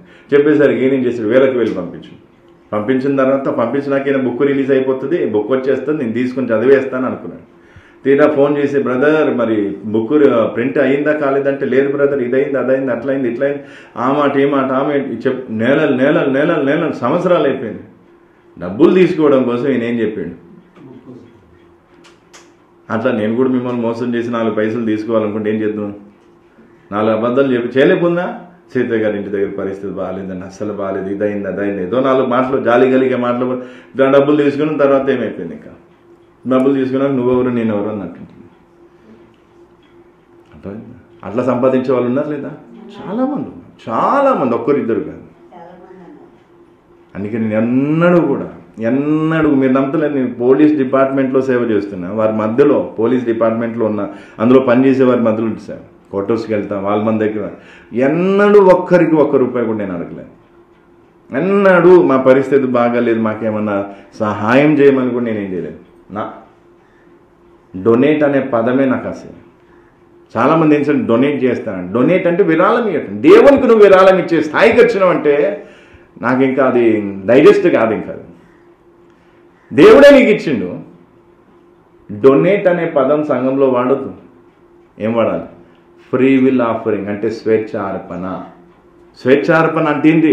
దేవుడు నీకు ఇచ్చిన దాంట్లో నుంచి నువ్వు స్వేచ్ఛగా, నీవు హృదయపూర్వకంగా, హృదయంలో వచ్చిన భారం మేరకు దేవునికి ఏం చేస్తున్నావు? అర్పిస్తున్నావు. ఏం చేస్తున్నావు? అర్పిస్తున్నావు. స్వేచ్ఛార్పణ లేదా ఫ్రీ విల్ ఆఫరింగ్.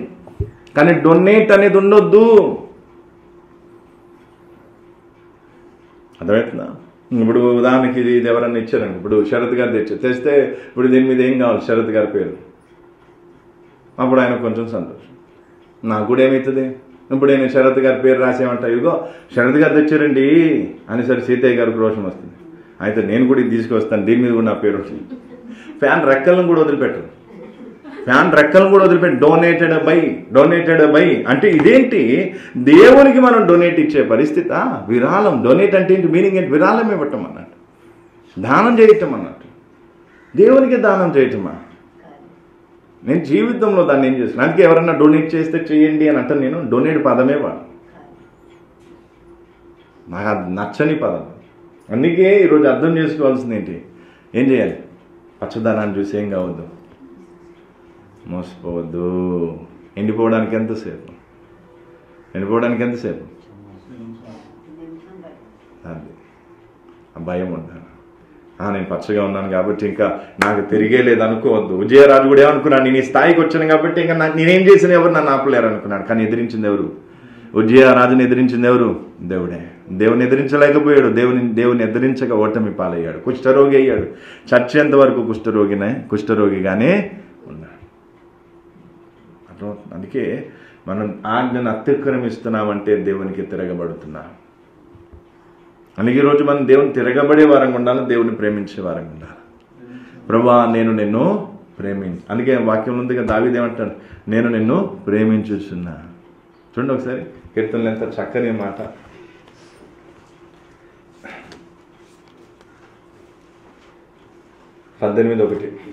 కీర్తన 18:1. యెహోవా నా బలమా, యెహోవా నా బలమా, నేను నిన్ను ప్రేమించుచున్నాను. యెహోవా నా బలమా, నేను నిన్ను. ఎవరని చెప్పగలరు ఈ మాట? పాత నిబంధనలు ఉన్న భక్తుడు, ఒక రాజు ఏమంటున్నాడు? యెహోవా నేను నిన్ను. అలాగే ఈరోజు యేసయ్యా నేను నిన్ను ప్రేమిస్తున్నాను. ఎవరైనా సంకుచిత పడకుండా, అంటే సందేహపడకుండా హృదయపూర్వకంగా చెప్పగలమా? ఒకవేళ నిజంగా నువ్వు దేవుని ప్రేమించకపోతే, నిజంగా నువ్వు నమ్ముకునే యేసయ్యను ప్రేమించకపోతే నీ మనస్సాక్షి ఒప్పుకోదు. ఆ మాట పలకడానికి నీ మనస్సాక్షి ఒప్పుకోదు. నువ్వు డబ్బును ప్రేమించే వ్యక్తివైతే, పలుకుబడిని ప్రేమించే వ్యక్తివైతే, లోకంలో ఉన్న వస్తువులను ప్రేమించే వ్యక్తివైతే నువ్వు హృదయపూర్వకంగా ఏం చేయలేవు, ఆ మాట అనలేవు. దావీదు ఎక్కడున్నా? రాజుగా ఉన్నాడు.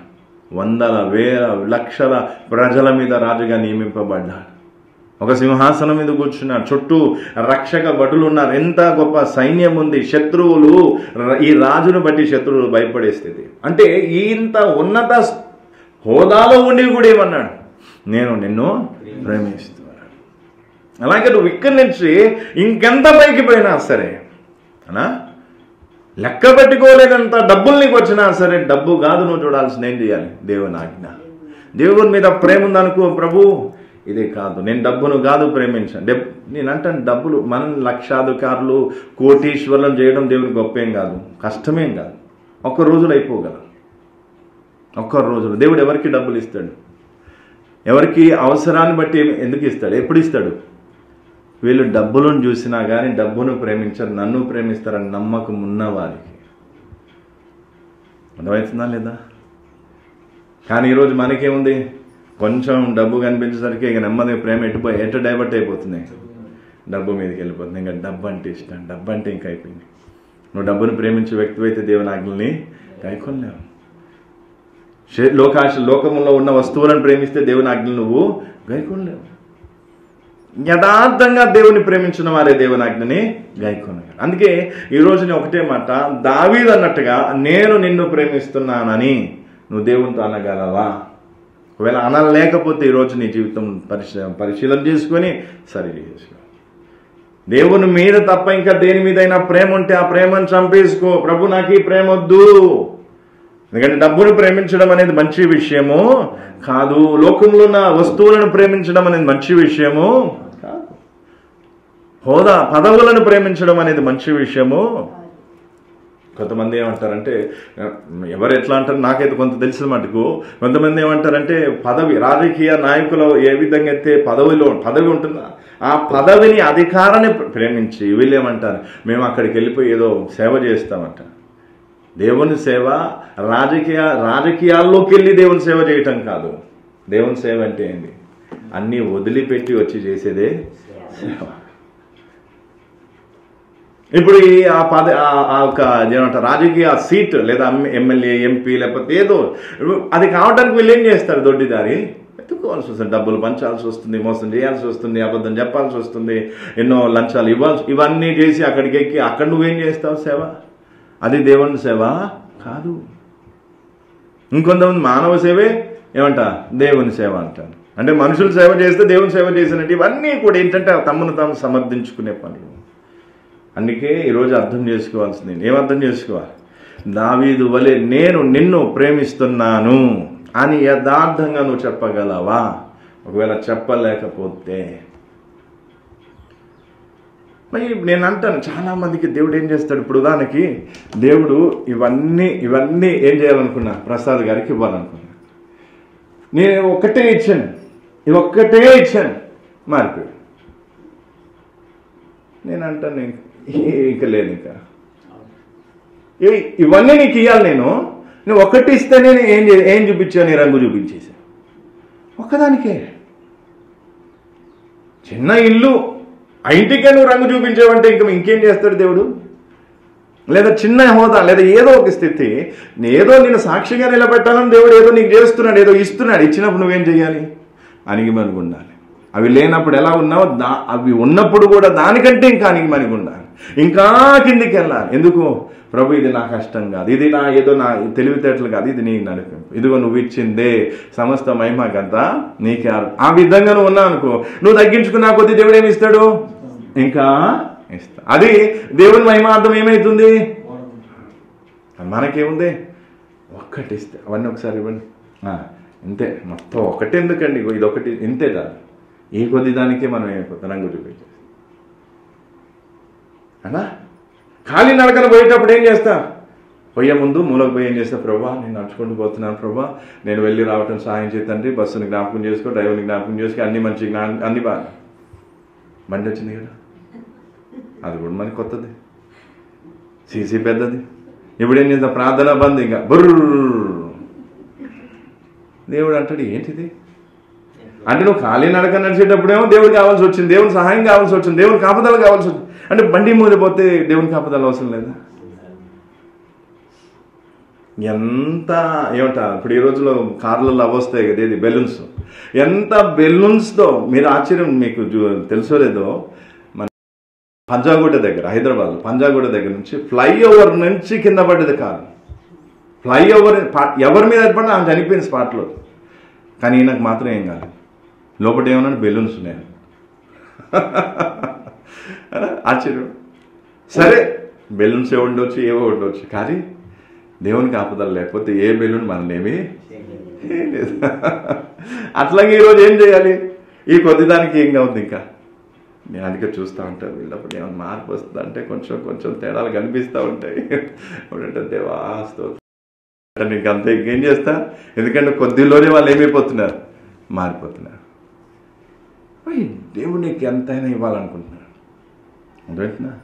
ఇప్పుడు ఆ మొదటి మానవుడైన ఆదాముకి దేవుడు ఏమి ఇచ్చిండు? భూమి మీద అధికారం ఇచ్చిండు, ఆకాశ పక్షుల మీద అధికారం, సముద్రంలో చేపల మీద అధికారం దొరికేసరికి ఏం చేసిండు? దాన్ని దుర్వినియోగం చేసుకున్నాడు. ఏం చేశాడు? ఆజ్ఞ. అధికారం కావాలంటే, దేవుడి నుంచి నీకు ఏదైనా రావాలన్నా, దేవునితో సహవాసం కావాలన్నా, దేవుని మార్గంలో నువ్వు నడవాలన్నా, నువ్వు పచ్చగా ఉండాలంటే ఏం ఆజ్ఞ. కానీ మనం ఏం చేస్తా చెప్ప, మనం ఏం చేస్తాం? కొంచెం ఆకులు చిగురించేసరికి చిగురిస్తున్నాను నేను, చిగురిస్తున్నాను అనుకుంటే ఇంకా స్టార్ట్, ఇంకా అయినా స్టార్ట్ అయిపోయింది. చిగుర్లు కనిపించేసరికి ఆకులు అవుతాయి, ఆకులు అయినాక ఫలాలు వస్తాయి. అయ్యా బాబోయ్ నేను ఏమైపోతానో అయిపోయింది. ఇంకేదో ధ్యాసలో పోయి ఇక్కడ ఆజ్ఞలు మర్చిపోయింది. అప్పుడు ఆ చిగురించిన కొంచెం అది కొద్ది పెద్ద కాకముందే ఏమైపోతుంది. అందుకే దయచేసి దేవుడు అంటే ఏంటో నాకు తెలుసు కాబట్టి చెప్తున్నా. దేవుడు అసూయపరుడేం కాదు. ఎందుకంటే దేవుడు నిన్ను, నీ ఆత్మను రక్షించాలనుకుంటున్నాను. నువ్వు శరీరపరమైన విషయాలను చూసి నువ్వు దేవునికి దూరం కావడం దేవునికి ఇష్టం లేదు. మీరు అనుకోవచ్చు ఇదేంటి అంటే దేవునితో ఉంటే పచ్చగా ఉంచుతాడు లేకపోతే ఎండగొడతాడంటే, ఎందుకంటే ఒకవేళ నువ్వు పచ్చగానే ఉన్నావనుకో, అప్పుడు దేవుని విలువేంటో లేదా నీ ఆత్మ రక్షణ గురించిన తాపత్రయం అనేది నీకు తెలియదు. అదే ఒకవేళ నువ్వు మళ్ళీ కింది స్థాయికి వస్తే అప్పుడు ఏమవుతుంది? తప్పైన కుమారుడు ఏం చేశాడు? ఆస్తంతా తీసుకుపోయాడు. ఒకవేళ ఆ దేశంలో కరువు రాకపోతే తండ్రి గుర్తుకొచ్చేవాడా? తండ్రి వద్దకు వచ్చేవాడా? అది దేవుడు ఎందుకు ఎండగొడతాడు? దేవుడు ఎందుకు ఏదైనా తోట నుంచి వెళ్ళగొట్టాడు? మానవాళిని ఒకవేళ ఏదైనా తోటలో నుంచి ఆదామవ్వలను దేవుడు వెళ్ళగొట్టకపోతే మరలా మానవుడు తిరిగి దేవునితో సమాధానం పడేవాడా? అర్థమవుతుందా? దేవుని ఉద్దేశం అర్థం. దేవుడు మానవుని వంటి వాడు. అట్లాగే పచ్చదనం, నేనంటే పచ్చదనం ఎల్లకాలము కాదు. మన చుట్టూ పచ్చదనం ఉండాలి, మనం పచ్చగా ఉండాలి. వాక్యం ఏమని చెప్తుంది? మన చుట్టూ పచ్చగా ఉండాలి, మనం పచ్చగా ఉండాలి. మొదటి కీర్తన చదవండి, మొత్తం చదవండి. మొదటి కీర్తన 1 నుంచి చదివేసి మొత్తం.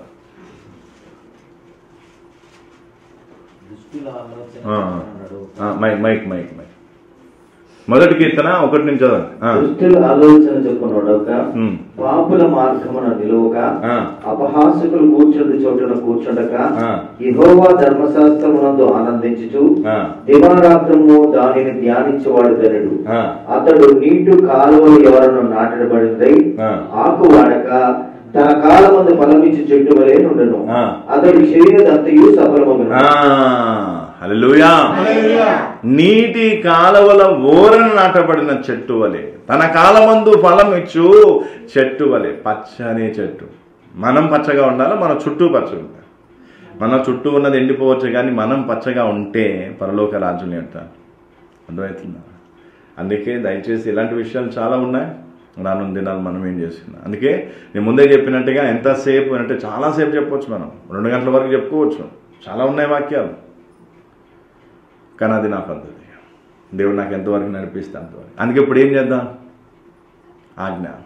ఆజ్ఞను గైకొనాలంటే ఏం కావాలి? ప్రేమ. ఏం కావాలి? ప్రేమ. దేవుని మీద నీకెంత ప్రేమ ఉంది ఒక్కసారి ఆలోచించు. దేవుని కాకుండా ఇంకా దేన్నైనా ప్రేమిస్తున్నా. ఒకే వ్యక్తి ఒకసారి ఏం చేయలేను, రెండింటిని ప్రేమించలేదు. అందుకే అన్నాడుగా, నువ్వు దేవుని సిరిని ఏం చేయలేవు. నువ్వు సిరిని ప్రేమిస్తే దేవుని ప్రేమించలేవు, దేవుని ప్రేమిస్తే సిరిని ప్రేమించలేవు. రెండింటిలో ఏదో ఒకటి. అలాగే ఇప్పుడు నువ్వు దేవుని ప్రేమించే వ్యక్తివా, లేదా దేవుని కాక ఇంకా అన్నిటిని ప్రేమించే వ్యక్తివా? దేన్ని ప్రేమిస్తున్నావు? మళ్ళీ చెప్తున్నాను, డబ్బు పెద్ద విషయం కాదు. డబ్బు పెద్ద విషయం కాదు. డబ్బు సంపాదించినట్టు మనకంటే ఇప్పుడు ఏంటంటే రోజుకి మనం ఏమంటే ఒక 5,000, ఒక 10,000, పోనీ రోజుకి ఒక ₹1,00,000 పోనీ 10 లక్షలు సంపాదిస్తాం. రోజుకి బిలియన్స్ సంపాదించే వాళ్ళు ఉన్నారు. మనం అంటే వాళ్ళు గొప్ప అయిపోయారా? కాదు కదా. దేవుడు లేని జీవితం వ్యర్థం. అందుకే వాక్యంలో సూర్యుని కింద జరుగు సమస్తం ఏంటంట వ్యర్థం. అందుకే వాళ్ళు ఎంత సంపాదించినా వాళ్ళ జీవితం వ్యర్థమే, చివరికి పోయేది నరకానికే. కాబట్టి నువ్వు రోజుకి ఎంత సంపాదిస్తున్నావు, చుట్టూ ఎంత పచ్చగా ఉంది కాదు, నీవు నీ కాలమందు ఫలమిచ్చే చెట్టుగా ఉన్నావా, దేవుని ఆజ్ఞలు గైకొనే వ్యక్తిగా ఉన్నావా అనేది చూడాలి. అందుకే దయచేసి ఈ రోజు నుంచి ఏం చేద్దాం ప్రార్థన. ఏం చేద్దాం? ఇంత దానికే మనం ఏమి కొంత దీన్ని చూసి అది చేపడుతుంది అంతే, ఇంకా అయిపోయింది, ఇంకా వీళ్ళు ఆపలేము. ఇది అంటాను. వాడిని చూస్తే నవ్వు వస్తుంది నాకు. ఎందుకు? ఇదేం గొప్ప అండి. సరే దేవుడు చేసాడు, ఇచ్చాడు, ఇంకా ఇది కూడా ఉంది కదా. నువ్వు దీంట్లో నమ్మకం ఉంటే ఇది కూడా ఇస్తాడు. ఇది దీంట్లో నమ్మకం ఉంటే ఇది కూడా ఇస్తాడు. నువ్వు చచ్చేలోపు దేవుడు ఏ స్థాయికి తీసుకెళ్తాడు, ఎంతమందిలో ముందు సాక్షిగా నిలబెడతాడు. కానీ మనకేం కావాలి? అయిపోయాడు. ఒకటి పట్టుకును, దీన్ని పట్టుకుని ఏం చేస్తా. అందుకే ఇవన్నీ సరైన పద్ధతులు. అందుకే దేవుని చిత్తం అయితే రాను దినాల్లో గృహ కూడికల్లో కూడా ఇంకా సమయం వస్తే ఇదే టాపిక్ కావచ్చు, దేవుడు ఇంకేదైనా టాపిక్ ఇవ్వచ్చు. అందుకే వాటిని కూడా మనం ఏం చేసుకుందాం. సరేనా? అందుకే ఇప్పుడు ఏం చేద్దాం ప్రార్థన. సిద్ధమా? ఏం చేయాలి? దావీదు వలె మనం అంటున్నా, నేనంటే ఎన్ని ఉన్నా సరే ప్రతిరోజు, ప్రతి నిమిషం, ప్రతి సెకండ్ ఎవరినే ప్రేమించాలి. ఎందుకంటే ఆయనే మన ప్రేమ కారకుడు. ఎందుకంటే ఆయన మనల్ని ప్రేమించాడు కాబట్టి. ఎవరూ ప్రేమించినంతగా ఆయన మనల్ని ప్రేమించినప్పుడు మనం ఆయన తిరిగి ఏం చేయాలి?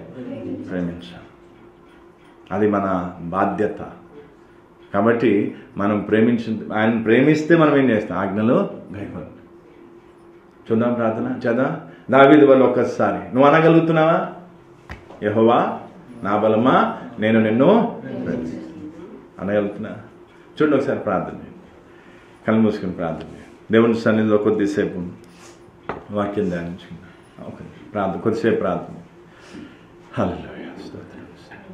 విన్న వాక్యాన్ని కొద్దిసేపు ప్రార్థన చేసినాక చిన్న పాట పాడుతున్నాం. హల్లెలూయా, హల్లెలూయా, హల్లెలూయా, హల్లెలూయా, స్తోత్రం, స్తోత్రం. దీన్ని ఎవరినో ఉద్దేశించి ఎవరినో గాయపరచడానికి, కించపరచడానికి చెప్పిన మాట కాదు. దేవుడు నా నోటి గుండా పలికించే మాట. నీ నమ్మకం ఏంటో, లేదా నువ్వేం చేస్తున్నావో దేవుడు చూసి, గత జీవితాన్ని చూసి దేవుడు నేను ఏం చేస్తూ ఉన్నా, దుష్టుల ఆలోచన చొప్పున నడవద్దని వాక్యం చెప్తూ ఉంటే, ఇప్పుడు నువ్వు ఎవరి ఆలోచన బట్టి నడుస్తున్నావు? అపహాసకులు కూర్చున్న చోట కూర్చోవద్దంటే ఇంట్లో కూర్చొని ప్రార్థన చేయాల్సింది. ఒకప్పుడు ఇంట్లో కూర్చొని నమ్మకంగా ప్రార్థిస్తేనే కదా ఈరోజు ఈ స్థితి నీకు వచ్చింది. అయితే ఇప్పుడు దుష్టుల ఏమంటే అపహాసకులు కూర్చున్న చోట కూర్చొని హాస్యం చేయడం, హేళన చేయటం, డబుల్ మీనింగ్ డైలాగ్స్ కానీ వ్యర్థంగా సమయం గడపడం. ఒకప్పుడు చేసిన ప్రార్థనా జీవితం ఇది. ఒకప్పుడు ప్రార్థన పట్ల ఉన్న శ్రద్ధ ఏది? ఏదో ఒక వంక పెట్టి నువ్వెంత టైంపాస్ చేస్తున్నావో, ఎవరితో ఏ విధంగా ప్రవర్తిస్తున్నావో దేవుడు చూడటం లేదనుకుంటున్నావా? మనుషులు చూసే సీసీ కెమెరా లేకపోవచ్చు, కానీ దేవుని కనులు ఎంతో షార్ప్ అయి ఉన్నాయి. అందుకే ఈరోజు నువ్వు దేవుని ప్రేమిస్తున్నావా? దేవుని ప్రేమిస్తున్నావా? నిజంగా నువ్వు దేవుని ప్రేమించే వ్యక్తివైతే ప్రార్థన తగ్గించవు, వాక్యం తగ్గించవు. వాక్యం వింటూ ఉంటే విసుగు రాదు. ఈరోజు వాక్యం వింటే ఎందుకు విసుగు వస్తుంది? వాక్యం పట్ల ఎందుకు శ్రద్ధ పెట్టలేకపోతున్నావు?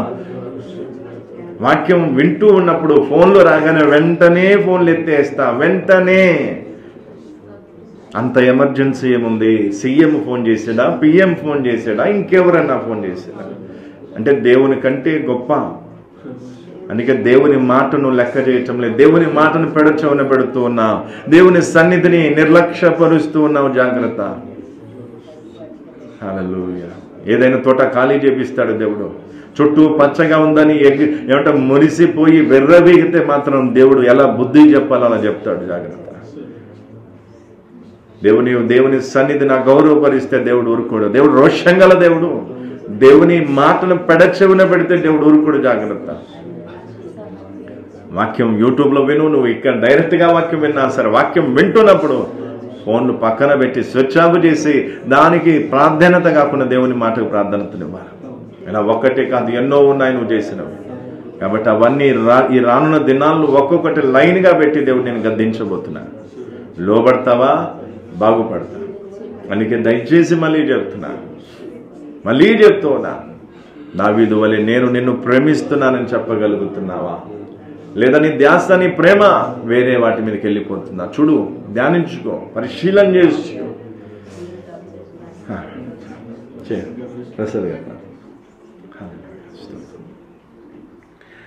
నీ ప్రేమ నాలో మధురమైనది, అది నా ఊహకందని క్షేమ శిఖరము.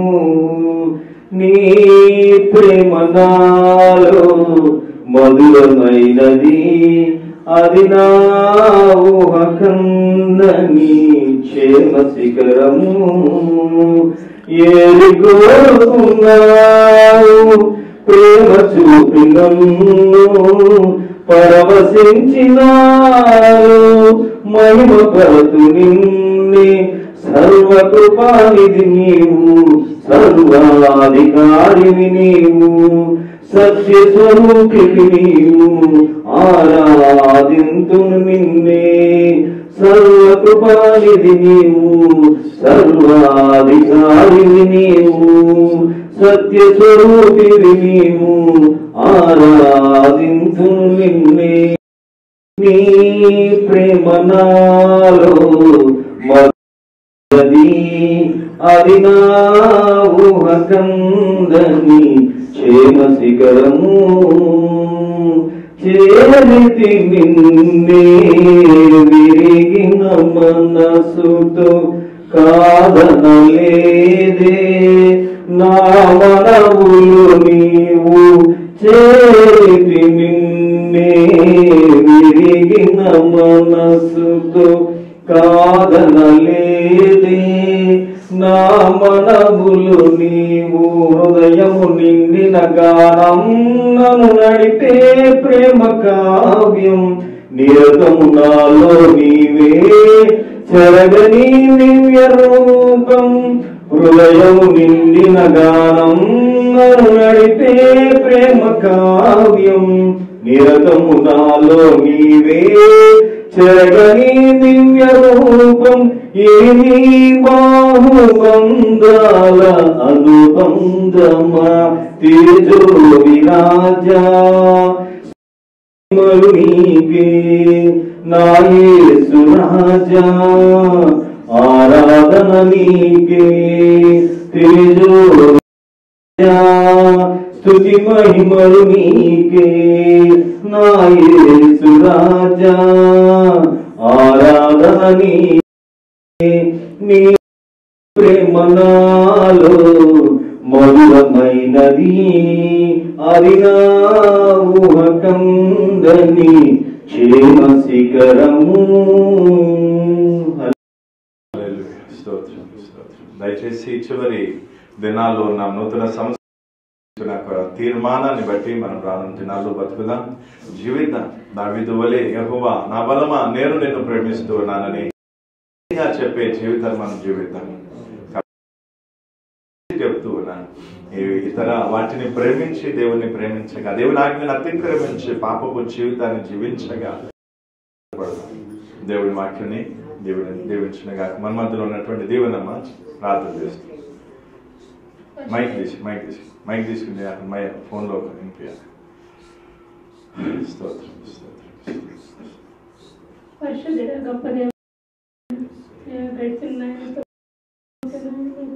దాసుని మమ్మల్ని అంతగానో మనం కాచి కాపాడిన మరొక నూతన సోపుల తండ్రి, మరి ఇటు రీతికి మేము కూడుకోవడానికి ఇచ్చిన అవకాశాన్ని బట్టి వందనాలు ప్రభు. మరి దాసుని విషయాలు కారణం మరి నీకు తండ్రి. మరి ఎంతవరకు నేను దాసుని ఎంతగానో అభిషేకించిన తండ్రి నీకు ప్రభు. అవును తండ్రి ఆయన గత సంవత్సరం అంతా ఆయన ప్రభు నీ ఆజ్ఞ మీరు ఇచ్చినారు ఎంతగానో మీ పాపం క్షమించు అయా. నీ పరిశుద్ధ రక్తంతో కడిగి శుద్ధిగా చేయి ప్రభు. అయా ఈ నూతన సంవత్సరాల తండ్రి నిన్ను ప్రేమిస్తూ తండ్రి నీ ఆజ్ఞని గైకుంటూ ముందుకు నడిపి నీ ప్రభు దయచేయి ప్రభు. సహాయం చేయి నాయన తండ్రి. ఎంతగా ఎదిగిన మట్టికి తగ్గించుకుని ముందుకు నడిపి నీ ప్రభు సహాయం చేయి ప్రభు. అయ్యా ఎన్న మాటలు తండ్రి ఏ మాట తండ్రి అయ్యా ప్రతి మాట మా హృదయంలో నిరంతరంగా ఫలింప చేయి ప్రభు.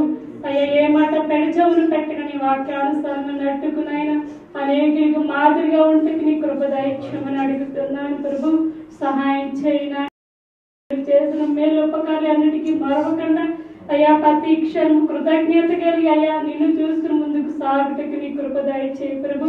సహాయం చేయినా నాయన ప్రభు అందరినీ సిద్ధపాటు చేయి నాయన. అయ్యా నువ్వు లేని జీవితం వ్యర్థమ తండ్రి నాయన. నీ సన్నిధి లేని జీవితం వ్యర్థమ ప్రభు. నీవు ఉంటే చాలు తండ్రి పరిశుద్ధ. అయ్యా నువ్వు లేని జీవితం వ్యర్థము నాయన తండ్రి ప్రభు. అయ్యే ఈ శాస్త్రం కాదు నాయన.